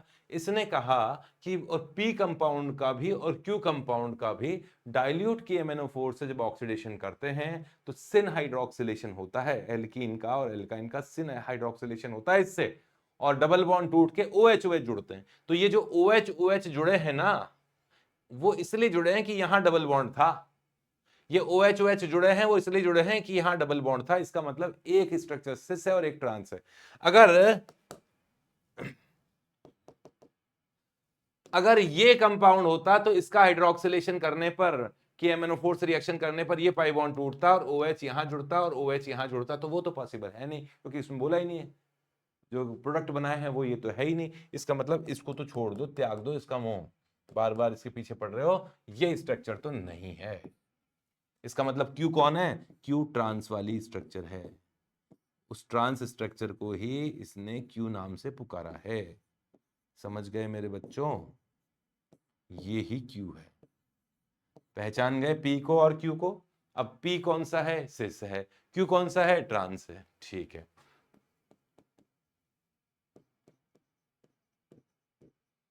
चलो तो अब आगे बढ़ते हैं। इसने एक और बात कही कि KMnO4 से रिएक्शन करने से प्रोडक्ट बन रहे हैं TU और क्या पता बोला है, PQRST बोला है शायद।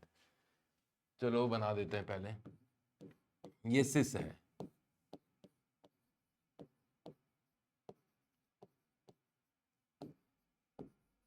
ये सिस फॉर्म है जो कि पी है, पी कंपाउंड है। इसकी रिएक्शन जब कोल्ड डाइल्यूट KMnO4 से होती है तो ये बेयर्स रिएजेंट है जो कि सिन हाइड्रोक्सिलेशन करता है, सिन हाइड्रोक्सिलेशन करता है। और सिन हाइड्रोक्सिलेशन से सिस कंपाउंड से देखो कैसे होगा, मैं तुम्हें शॉर्ट में बता देता हूं। ऐसे यहां और यहां OH आएंगे दो सेम साइड से,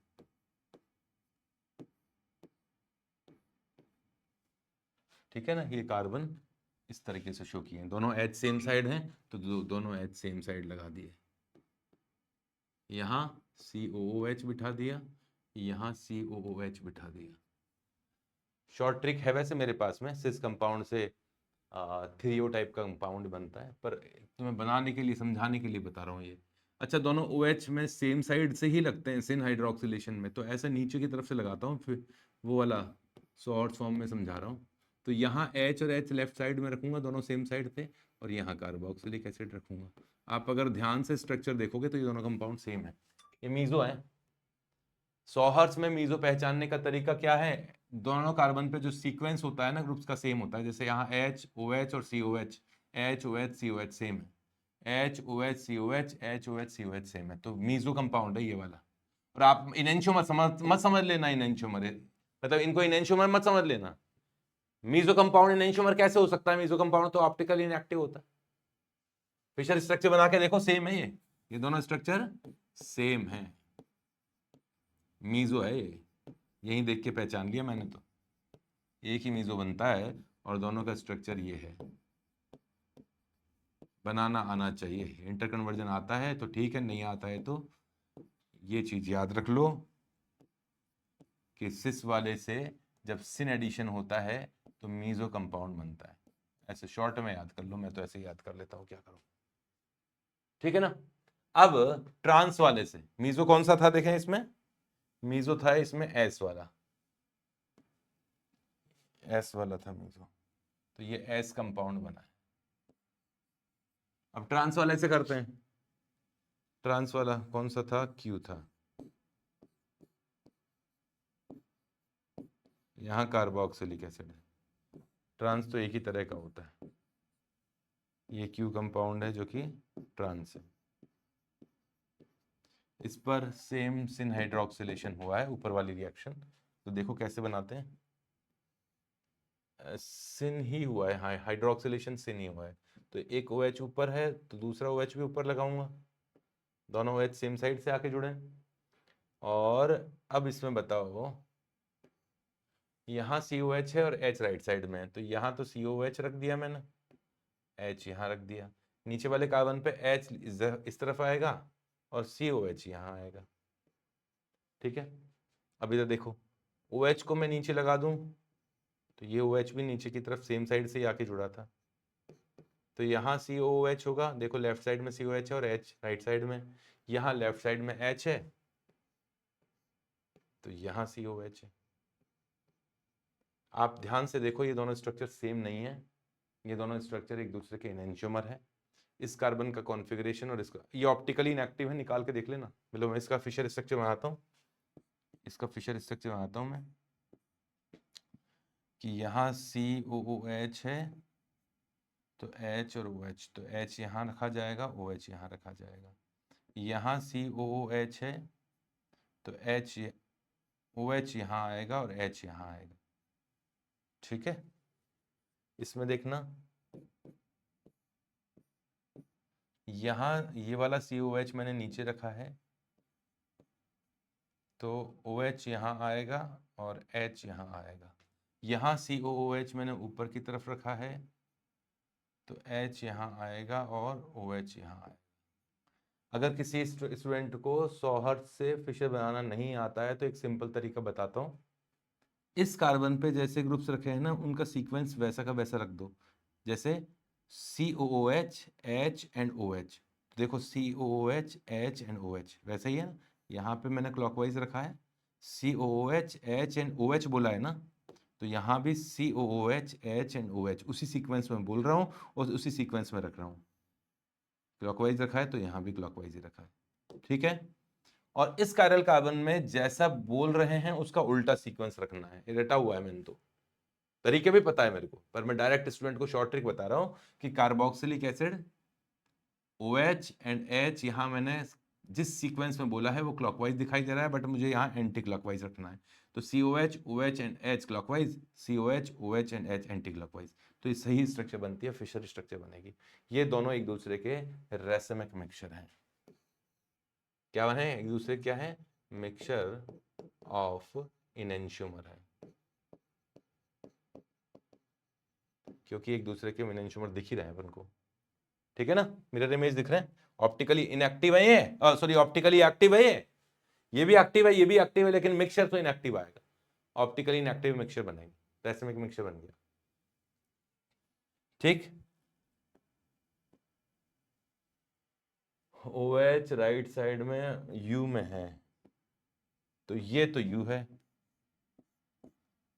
और ये T है, ठीक है। अब अपन चलते हैं, ये तो मीजो कंपाउंड बना था, एक ही बना था। सिस वाले से एक मीजो कंपाउंड बना है, इनएक्टिव बना है। ट्रांस वाले से दो प्रोडक्ट बने हैं, रेसिमिक मिक्सचर बना है, वो भी इनएक्टिव बना है, ठीक है। अब क्वेश्चन पे आ जाओ। क्वेश्चन पे पूछा है कि compound P and Q are respectively,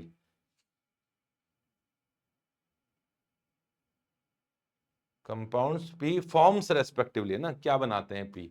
तो P वाला तो था सिस फॉर्म ना, इसने तो मीजो बनाया था, और Q वाला ट्रांसफॉर्म था, ठीक है।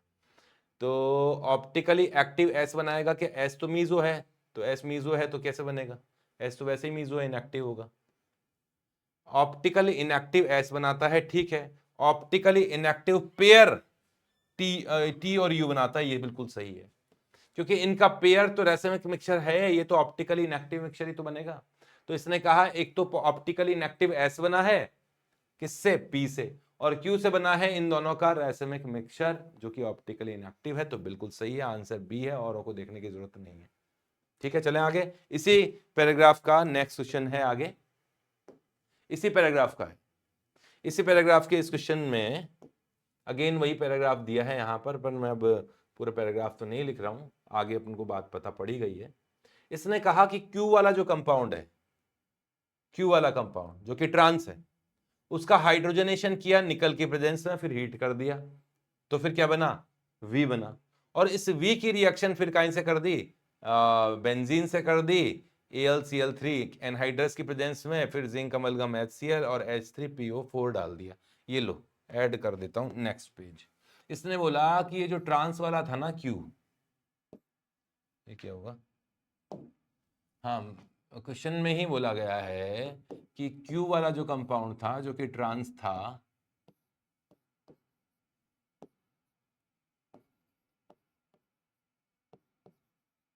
उसका हाइड्रोजनेशन किया गया और हीट किया गया। निकल के प्रेजेंस में हाइड्रोजनेशन कार्बोक्सिलिक एसिड का नहीं होता है, metal catalyst hydrogenation carboxylic acid का नहीं होता, बहुत हीट वीट करना पड़ता है उसके लिए। तो हाइड्रोजनेशन होगा तो किसका होगा, डबल बॉन्ड का होगा, और डबल बॉन्ड का होते ही क्या बन जाएगा, सक्सिनिक एसिड बन जाएगा।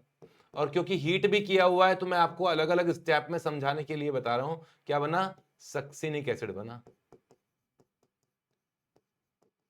ये था फ्यूमेरिक एसिड, कंपाउंड Q। फिर हीट किया हुआ है तो मैंने आपको बताया था, इसको हीट करते ही साइक्लिक एनहाइड्राइड बन जाएगा। ये साइक्लिक एनहाइड्राइड बनेगा जिसे कहा जाता है सक्सिनिक एनहाइड्राइड। ये कंपाउंड V है। इस कंपाउंड V की रिएक्शन बेंजीन से कर दी। ये रिएक्शन अपन ने खूब पढ़ी है, मतलब मैंने तो पढ़ाई है, तुमने पढ़ी है कि नहीं पढ़ी है। बेंजीन से कर दी किसकी रिएक्शन, सक्सिनिक एनहाइड्राइड की रिएक्शन। फिडेल क्राफ्ट एसाइलेशन आपने पढ़ा होगा, AlCl3 की प्रेजेंस में क्या रिएक्शन होगी, Fidel Crafts acylation. Fidel Crafts acylation में शॉर्ट में बताता हूं कि ये वाला बॉन्ड टूटा, यहां पॉजिटिव चार्ज बना, और ये positive charge as a electrophile H को रिप्लेस करेगा बेंजीन के। तो ये फिडेल क्राफ्ट एसाइलेशन रिएक्शन होगी। और इस फिडेल क्राफ्ट एसाइलेशन में मैंने कहा कि ये बेंजीन रिंग तो है ही, इस बेंजीन रिंग पर ये जो C डबल बॉन्ड O था, इसका कार्बन प्लस बन के यहां अटैक कर गया, और ये CH2 फिर CH2, और इस जगह कार्बोक्सिलिक एसिड बना। क्योंकि ये तो एनायन बनना चाहिए था, लेकिन H जो रिप्लेस किया गया है जिस H को बेंजीन रिंग के, वो H यहाँ आ गया, तो ये कार्बोक्सिलिक एसिड बना। तो ये कंपाउंड वो बना जो अपन चाहते थे, मतलब बीच वाला कंपाउंड बना, कुछ नहीं बोला उसके बारे में। फिर जिंक अमलगम HCl और फिर फॉस्फोरिक एसिड डाला।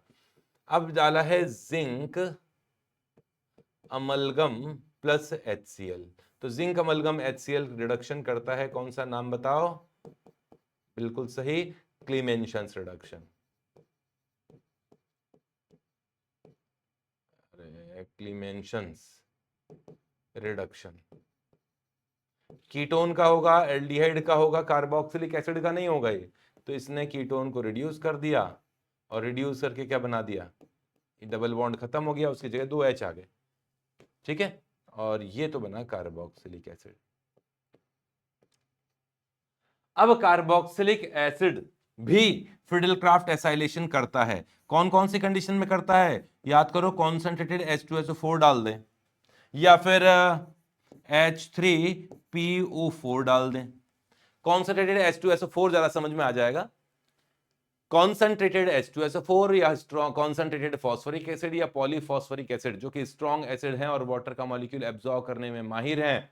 तो ये इनका H+ जाता है, एसिड का H+ जाता है, OH को बहला के निकाल देता है, तो H2O का मॉलिक्यूल निकलेगा। अगेन यहां पॉजिटिव चार्ज बनेगा, और पॉजिटिव चार्ज जाकर रिएक्शन कर लेगा Fidel craft alkylation acylation. Again वही फिडेल क्राफ्ट एसाइलेशन होगा, वही आपको देखने को मिलेगा। और यहां पर मैं इसे फिडेल क्राफ्ट एसाइलेशन कहूंगा, इंट्रामॉलिक्यूलर फिडेल क्राफ्ट एसाइलेशन। तो ये फिडेल क्राफ्ट एसाइलेशन है, और प्रोडक्ट फाइनल प्रोडक्ट बनेगा ये कीटोन, जिसमें 6 मेंबर रिंग एक और बनी है, और यहां कीटोन बना है। ये फाइनल प्रोडक्ट बना है। प्रोडक्ट को W कह के पुकारा गया है, तो W ये रहा। अपना V था सक्सेनिक एनहाइड्राइड और W वाला कंपाउंड ये है। और क्वेश्चन में जो पूछा है वो देखो, V कंपाउंड ये रहा, W ये रहा। A ऑप्शन के बाद मुझे और कोई ऑप्शन देखने की जरूरत नहीं है। क्वेश्चन हो गया। चले आगे।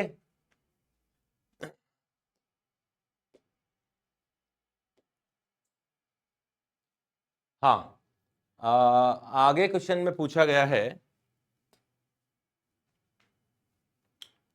2012 का क्वेश्चन है, और इसमें पूछ रहे हैं कि ये वाला जो कंपाउंड है उस कंपाउंड टी से कंपाउंड यू बना, फिर कंपाउंड वी बना, इसी यू कंपाउंड से डब्ल्यू बना, और कुछ खास बात तो आगे कुछ कहा गया, तो ऐसे ही बना देता हूं इसको। तो मैं ये ऑप्टिकली एक्टिव कंपाउंड है, यही बना लेते हैं, बन जाएगा मेरे ख्याल से। ये ऑप्टिकली एक्टिव कंपाउंड है, इसमें एक कायरल कार्बन दिखाई दे रहा है, यहाँ कायरल कार्बन है, कॉन्फ़िगरेशन आर है या एस है, जो भी है, लेकिन कायरल कंपाउंड है, ऑप्टिकली एक्टिव है। देख लो ध्यान से, ये कायरल है, ये कंपाउंड टी है। इस कंपाउंड टी की रिएक्शन लिथियम एल्यूमिनियम हाइड्राइड से किया गया। लिथियम एल्यूमिनियम हाइड्राइड रिडक्शन करता है, और एस्टर का रिडक्शन जब करता है तो क्या बनाता है? जब लिथियम एल्यूमिनियम हाइड्राइड का रिडक्शन से रिएक्शन एस्टर की जाती है, तो एस्टर ऑक्सीजन कंटेनिंग फंक्शन को अल्कोहल बनाता है हमेशा। तो इसमें भी क्या होगा, इस तरफ का पार्ट भी अल्कोहल बनेगा, इस तरफ का पार्ट भी अल्कोहल बनेगा। तो यहां बनेगा RCH2OH plus OH of R dash. तो फिर यहां भी वैसा ही होना चाहिए, यहां से बॉन्ड डिसोशिएट होगा, इस तरफ का कार्बन भी अल्कोहल बनेगा और इस तरफ का कार्बन भी, मतलब इस तरफ पार्ट भी अल्कोहल बनेगा। तो यहां से बॉन्ड डिसोशिएशन होगा, और इस जगह भी OH आ गया, और इस जगह भी OH आ गया।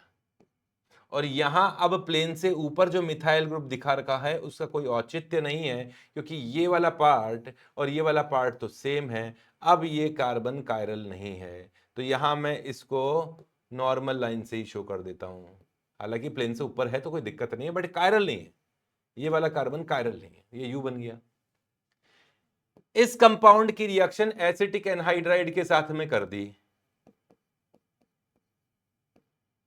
Acetic anhydride. कौन सी रिएक्शन है भाई? रिएक्शन पहचान में ही तो आनी चाहिए, इंपॉर्टेंट तो यही है कि कौन सी रिएक्शन है। ये क्या हो गया है? ये माथा फोड़ी हो गया यार।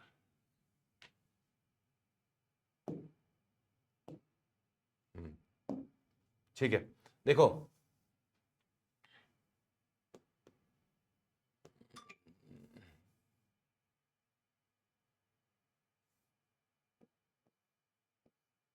हाँ, तो एक हिंट तो रिएक्शन तो ये दे दी मैंने, एक और रिएक्शन सुन लो।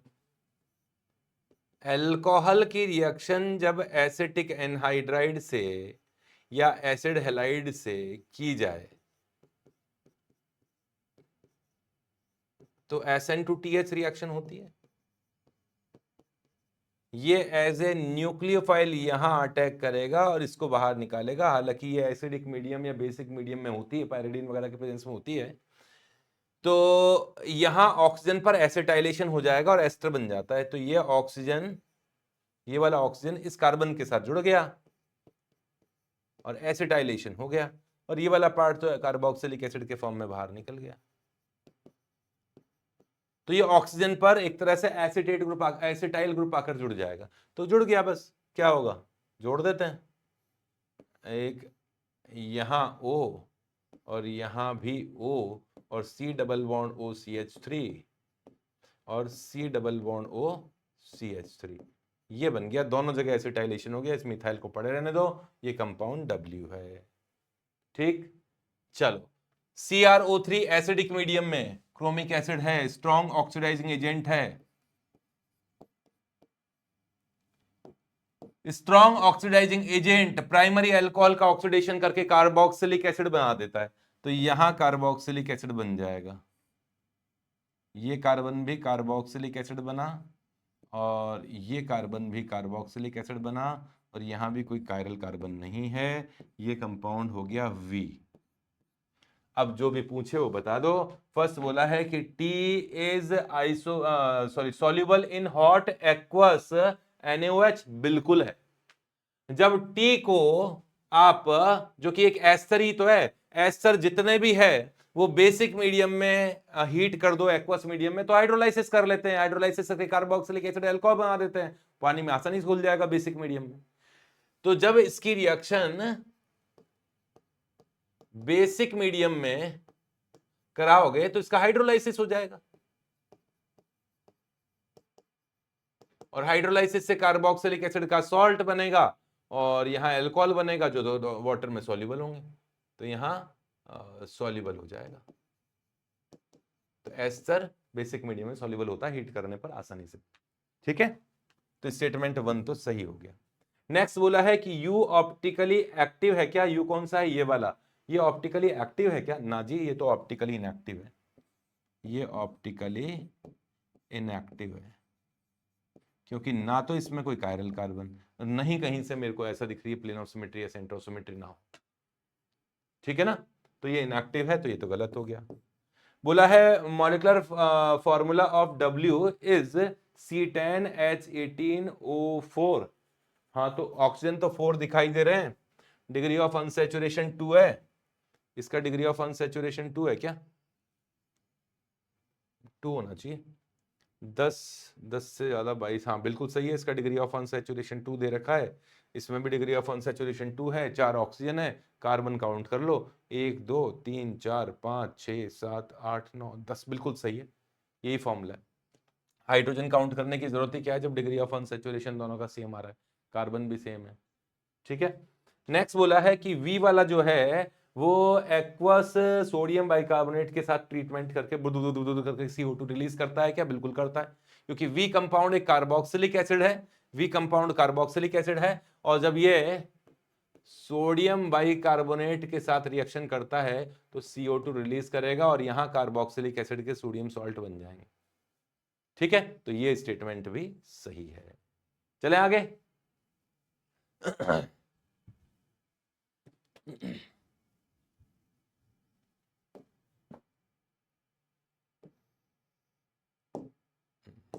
चलो नेक्स्ट। यहां क्वेश्चन है 2009 में क्वेश्चन आया था, 12 और 9 गैप काफी ज्यादा हो गया। एक तरफ साइनाइड है, एस्टर है, एल्कीन विद अल्कोहल है, और प्राइमरी अमीन है, और यहां कुछ रिएक्शन दी गई है, रिडक्शन विद हाइड्रोजनेशन पैलेडियम और चारकोल। ठीक है, हाइड्रोजनेशन है, reduction with SnCl2 plus HCl। ठीक है, development foul smell, treatment with chloroform और बेस, रिडक्शन विद डाइबल H, और एल्कलाइन हाइड्रोलाइसिस। ठीक है, चलो एक एक को देख लेते हैं। ए को करते हैं सबसे पहले।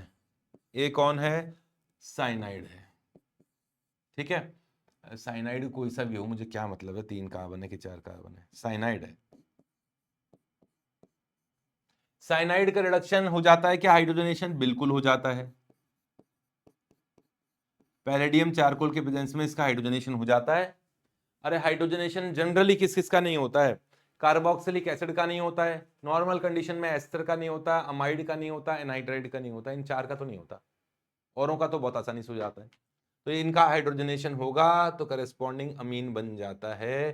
तो भाई ये तो सही हो गया स्टेटमेंट, इसके लिए तो पी ऑप्शन सही है, फर्स्ट ए वाले के लिए पी तो सही है। नेक्स्ट क्या बोला है? Reduction with SnHCl2, Stephens reduction क्या होती है फिर? SnCl2 प्लस HCl, ये स्टीफंस रिडक्शन ही तो है। स्टीफंस रिडक्शन में साइनाइड से एल्डिहाइड बनता है, तो ये वाला भी सही हो गया, इसके लिए क्यू भी सही हो गया। नेक्स्ट बोला है कि फाउल स्मेल है ना क्लोरोफॉर्म और बेस के साथ में, तो ये तो प्राइमरी अमीन का आइसोसाइनाइड टेस्ट है, वो तो इसके लिए बैठेगा नहीं। ठीक है, फिर बोला है कि डाइबल H के साथ रिडक्शन हो जाएगा क्या? बिल्कुल सही, साइनाइड का रिडक्शन डाइबल H के साथ हो जाता है, डाइबल H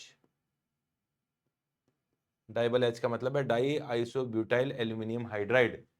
इसके साथ रिडक्शन होके पहले ये तो इमीन बनता है और वो आगे हाइड्रोलाइज्ड होकर एल्डिहाइड में कन्वर्ट हो जाता है। तो इसके साथ तो हो जाता है भाई, तो इसके लिए ये बैठ गया, एस भी आ गया।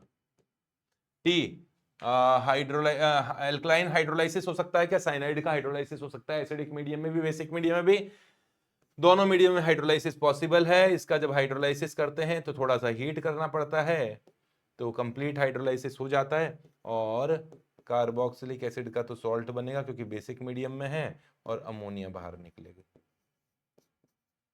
ये होगा। ठीक है, तो इसके लिए टीबी हो गया। अब आ जाओ बी वाले ऑप्शन पे, एस्टर पे। एस्टर का हाइड्रोजनेशन नहीं होता, मैंने बता ही दिया था। एस्टर हाइड्रोजनेशन किस किस का नहीं होता? कार्बोक्सिलिक एसिड का, एस्टर का, अमाइड का और एनहाइड्राइड का। ठीक है, याद रखना।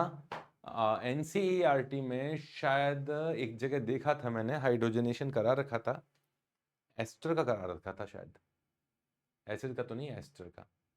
पर वहां कंडीशंस नहीं लिखी थी कि हाइड्रोजनेशन होता है, हाई टेम्परेचर वगैरह पे हो जाता है, कंडीशन वगैरह कुछ नहीं लिखी, नॉर्मल कंडीशन में नहीं होता है। ठीक है ना, तो हाइड्रोजनेशन तो नहीं होगा।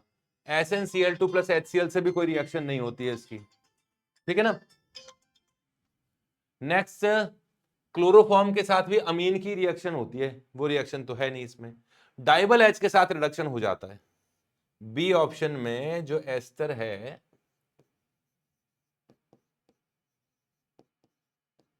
ये एस्टर है, डाइबल एच के साथ में इसका रिडक्शन हो जाता है। DIBAL H di isobutyl aluminium hydride, 3 का रिडक्शन तो कर ही देता है। किस किस का? एसिड हैलाइड को रिड्यूस करके एल्डिहाइड बनाता है, एस्टर को रिड्यूस करके एल्डिहाइड बनाता है, साइनाइड को भी रिड्यूस करके फाइनली तो एल्डिहाइड ही बनाता है। ठीक है ना, तो डाइबल एच को रिड्यूस कर दें इसको, तो एक तो बनेगा ये एल्कोहल और दूसरा बनेगा ये एल्डिहाइड। तो ये वाला तो इसके लिए तो सही बैठ जाएगा, एस तो हो जाएगा इसके लिए। नेक्स्ट बोला है हाइड्रोलाइसिस हो सकता है क्या? बिल्कुल, सैपोनिफिकेशन इसे ही तो कहते हैं। एस्टर का आप बेसिक मीडियम में हाइड्रोलाइसिस कर दो तो सैपोनिफिकेशन होता है, मतलब एक तो अल्कोहल बनेगा और एक कार्बोक्सिलिक एसिड का सॉल्ट बनेगा क्योंकि बेसिक मीडियम में है, तो हो जाता है, तो इसके लिए टीबी हो गया। ठीक है, नेक्स्ट है एक एल्कीन है और एक अल्कोहल है, इसका रिडक्शन हाइड्रोजनेशन हो जाएगा क्या? बिल्कुल हो जाएगा। यहां मैं आपकी लिखूंगा तो नहीं है, मैं बोलूंगा केवल। हाइड्रोजनेशन इस एल्कीन का हो सकता है मेटल की प्रेजेंस में, तो इसका पी तो होना ही चाहिए। ठीक है, नेक्स्ट बोला है SnCl2 प्लस HCl से कोई रिडक्शन नहीं होता। SnHCl से नाइट्रो का रिडक्शन हो सकता है, SnCl2 से साइनाइड का भी स्टीफन्स रिडक्शन हो सकता है, बट यहाँ एल्कीन का तो नहीं होता है। फाउल स्मेलिंग मैंने कहा प्राइमरी अमीन के साथ में रिएक्शन होगी। डाइबल एच ना तो अल्कोहल को रिड्यूस करता है ना एल्कीन को रिड्यूस कर सकता है, और हाइड्रोलाइसिस का सवाल ही नहीं होता है, एल्कीन का हाइड्रोलाइसिस थोड़ी ना होता है, तो इसका तो केवल पी ही होगा। नेक्स्ट प्राइमरी अमीन लिया है, प्राइमरी अमीन का कोई रिडक्शन नहीं होता है, प्राइमरी अमीन का रिडक्शन मैंने SnCl2 से भी नहीं देखा है। हाँ, क्लोरोफॉर्म के साथ में ये हीट मतलब वो करता है, वो रिएक्शन मैं बता देता हूं कि कोई प्राइमरी अमीन हो एलिफेटिक या एरोमेटिक, क्लोरोफॉर्म लिया जाए प्लस बेस डाल दिया जाए, तो रिएक्शन का नेम है कार्बिलमीन रिएक्शन।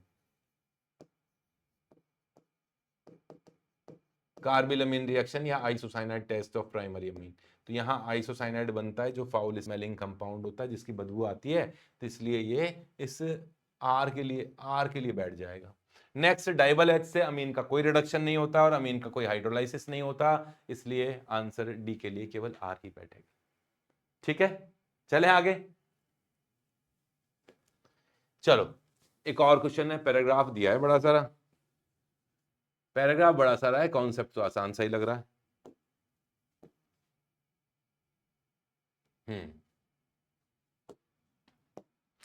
एक कंपाउंड दे रखा है, नेमिंग आपको दिख रही होगी, ये हेक्स 3 आइन एल है, एल मतलब एल्डिहाइड, 3 पोजीशन पे ट्रिपल बॉन्ड और 6 कार्बन वाला। पहले सोडियम बोरोहाइड्राइड से रिडक्शन किया, फिर PBr3 से रिएक्शन किया, है ना, कंपाउंड आई बना। तो फर्स्ट क्वेश्चन में कंपाउंड आई पूछा है, या आई पूछा है यहाँ पर। फिर जे और के पूछा है, फिर गिगनार रिएजेंट, कार्बन डाइऑक्साइड, हाइड्रोलाइसिस और जे बना के। ठीक है, अभी देखते हैं यार क्या कहना चाहता है, अभी कर देते हैं। पहले तो ये बोला है हेग्स और 3 पे आइन, हेग्स 3 पर आइन, 1 2 3 हो गई क्या, 1 2 3 4 5 6। ठीक है, ये एल्डिहाइड है ना, हो गया 1 2 3 4 5 6 एल्डिहाइड है, इसलिए एल बोला है, 6 कार्बन है इसलिए हेक्स बोला है, और आइन 3 पोजीशन पर ही है, 3 आइन ही बोला गया है। इसका रिडक्शन किया सोडियम बोरोहाइड्राइड से। सोडियम बोरोहाइड्राइड रिडक्शन करता है एल्डिहाइड का, एल्काइन का नहीं करता है। तो इस एल्काइन को तो सुरक्षित बैठे रहने दो, और एल्डिहाइड को रिड्यूस करके उसे करस्पॉन्डिंग एल्काइन एल्कोहल में कन्वर्ट कर देंगे। ठीक है ना, एल्डिहाइड का रिडक्शन करके एल्कोहल बनता है। हालांकि एल्डिहाइड का क्लीमेंशन रिडक्शन या वोल्फ-क्रिस्टन रिडक्शन कर दो तो बात अलग है, उससे तो एल्केन बनता है, बट यहां तो एल्कोहल बनेगा। नेक्स्ट स्टेप में इसकी रिएक्शन PBr3 के साथ में की गई है। PBr3 प्राइमरी अल्कोहल के साथ SN2 रिएक्शन करता है और अल्कोहल में से OH को हटा के Br से रिप्लेस कर देता है। तो क्या बनेगा, ये कंपाउंड बनेगा कि यहां CH2 और Br बना। ये कंपाउंड आई है जो क्वेश्चन में बोला गया है, यही था कंपाउंड आई। ठीक है ना, ये आई बना दिया। फिर मैग्नीशियम से रिएक्शन, CO2 से रिएक्शन और हाइड्रोलाइसिस, तो जे बनेगा, जे भी बना लेते हैं। मैग्नीशियम से रिएक्शन करोगे तो एल्काइल हैलाइड की रिएक्शन मैग्नीशियम से करोगे तो गिगनार रिएजेंट बनना चाहिए, तो यहां गिगनार रिएजेंट बनेगा। कार्बन कार्बन ट्रिपल बॉन्ड है, और यहां CH2 MgBr है। ठीक है, फिर इसकी रिएक्शन कार्बन डाइऑक्साइड के साथ में कर दी, ड्राई आइस के साथ रिएक्शन करके ये कार्बोक्सिलिक एसिड बनाता है। गिगनार रिएजेंट क्योंकि न्यूक्लियोफाइल है, कार्बन माइनस है, ये कार्बन माइनस इस जगह न्यूक्लियोफिलिक एडिशन रिएक्शन करता है, इसे O- बनाता है। नेक्स्ट स्टेप में इसमें हाइड्रोलाइसिस किया हुआ है, फर्स्ट स्टेप में ये डाल देता हूं, सेकंड स्टेप में इसका हाइड्रोलाइसिस किया हुआ है, एसिडिफिकेशन किया हुआ है, तो ये कार्बोक्सिलिक एसिड के सॉल्ट की जगह एसिड बन जाएगा। तो यहां एक कार्बन और जुड़ जाएगा ये वाला, और वहां कार्बोक्सिलिक एसिड बन गया, तो ये बन गया। इस सारे कार्बन पे एक कार्बन बढ़ गया और कार्बोक्सिलिक एसिड बन गया, ये कंपाउंड जे हो गया, जे ही बोला था। ठीक है, आई से जे बना दिया। अब के कंपाउंड की रिएक्शन की, कंपाउंड के डाल दिया, पता नहीं कौन है, और यहां जो कार्बोक्सिलिक एसिड था ना वो एसिड हैलाइड में कन्वर्ट हो गया। तो एसिड हैलाइड में कन्वर्ट करना है कार्बोक्सिलिक एसिड को, तो PCl5 डाल दो, PCl3 डाल दो, SOCl2 डाल दो, कुछ भी डाल दो। क्वेश्चन में देखो यहाँ SOCl2 मुझे दिखाई दे रहा है, तो SOCl2 डलेगा यहाँ पे, है ना, सब देखना पड़ता भाई। तो क्वेश्चन में बोला कि इसमें एक ऐसा कंपाउंड डाल दिया जिसने यहां इस कार्बन को कार्बोक्सिलिक एसिड की जगह एसिड हैलाइड बना दिया। तो यहां PCl5 डाल सकते हैं, या PCl3 डाल सकते हैं, या SOCl2 डाल सकते हैं, थायोनाइल क्लोराइड, ये इसे Cl में कन्वर्ट कर देता है। तो इनमें से कोई होगा कंपाउंड के। फिर रिएक्शन किया हाइड्रोजन, और आगे रिएक्शन देख लेते हैं क्या है। ये कंपाउंड के था, इनमें से कोई है।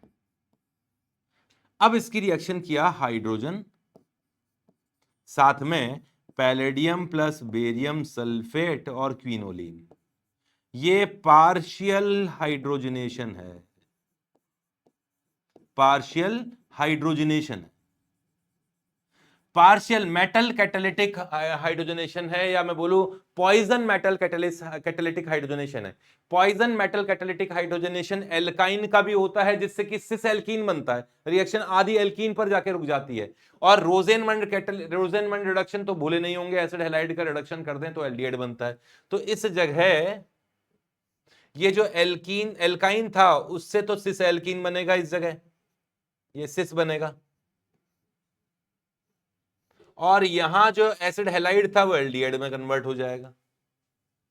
ठीक है ना, ये एल्डिहाइड बन जाएगा। फाइनल प्रोडक्ट इसने बोला है कि ये एल है, तो कंपाउंड एल मैंने आइडेंटिफाई कर दिया है। ठीक, ये क्वेश्चन हो गया वैसे तो पूरा। अब एक एक स्टेप देख लो यार। क्वेश्चन में बोला है कि कंपाउंड आई कौन सा है, तो एल्काइन कैसे, एल्कीन कैसे बना, एल्कीन कैसे बना, एल्काइन ही बचेगा। और यहां बी आर लगी गया था, ये तो मैंने बता ही दिया था। नेक्स्ट बोला कि जे कौन है और के कौन है, तो जे कौन था भाई, जे कौन था, जे तो यही था, एल्काइन था, कार्बोक्सिलिक एसिड था, और यहाँ SOCl2 डाला है। ठीक है, तो एल्काइन है, कार्बोक्सिलिक एसिड है, एल्कीन थोड़ी ना, यहाँ पे जे में थोड़ी ना है, वो तो आगे एल में है, एल के बारे में तो कुछ पूछा ही नहीं। तो जे में एल्कीन कैसे बनेगा, कुछ नहीं है। कार्बोक्सिलिक एसिड है 1 2 3 4 5 6 और 7, ठीक है, 1 2 3 4 5 6 7, ये भी ठीक है। लेकिन यहाँ SOCl2 है, ये आंसर है, ये कहाँ से आ गया, सल्फोनिल क्लोराइड थोड़ा ना डालते हैं आप। ठीक है, तो आंसर इसका हो गया ए। तो यहाँ ये क्वेश्चंस कंप्लीट हुए, फिर और नए चैप्टर में मिलेंगे। मेहनत करते रहो, ऑल द बेस्ट, मेहनत करो।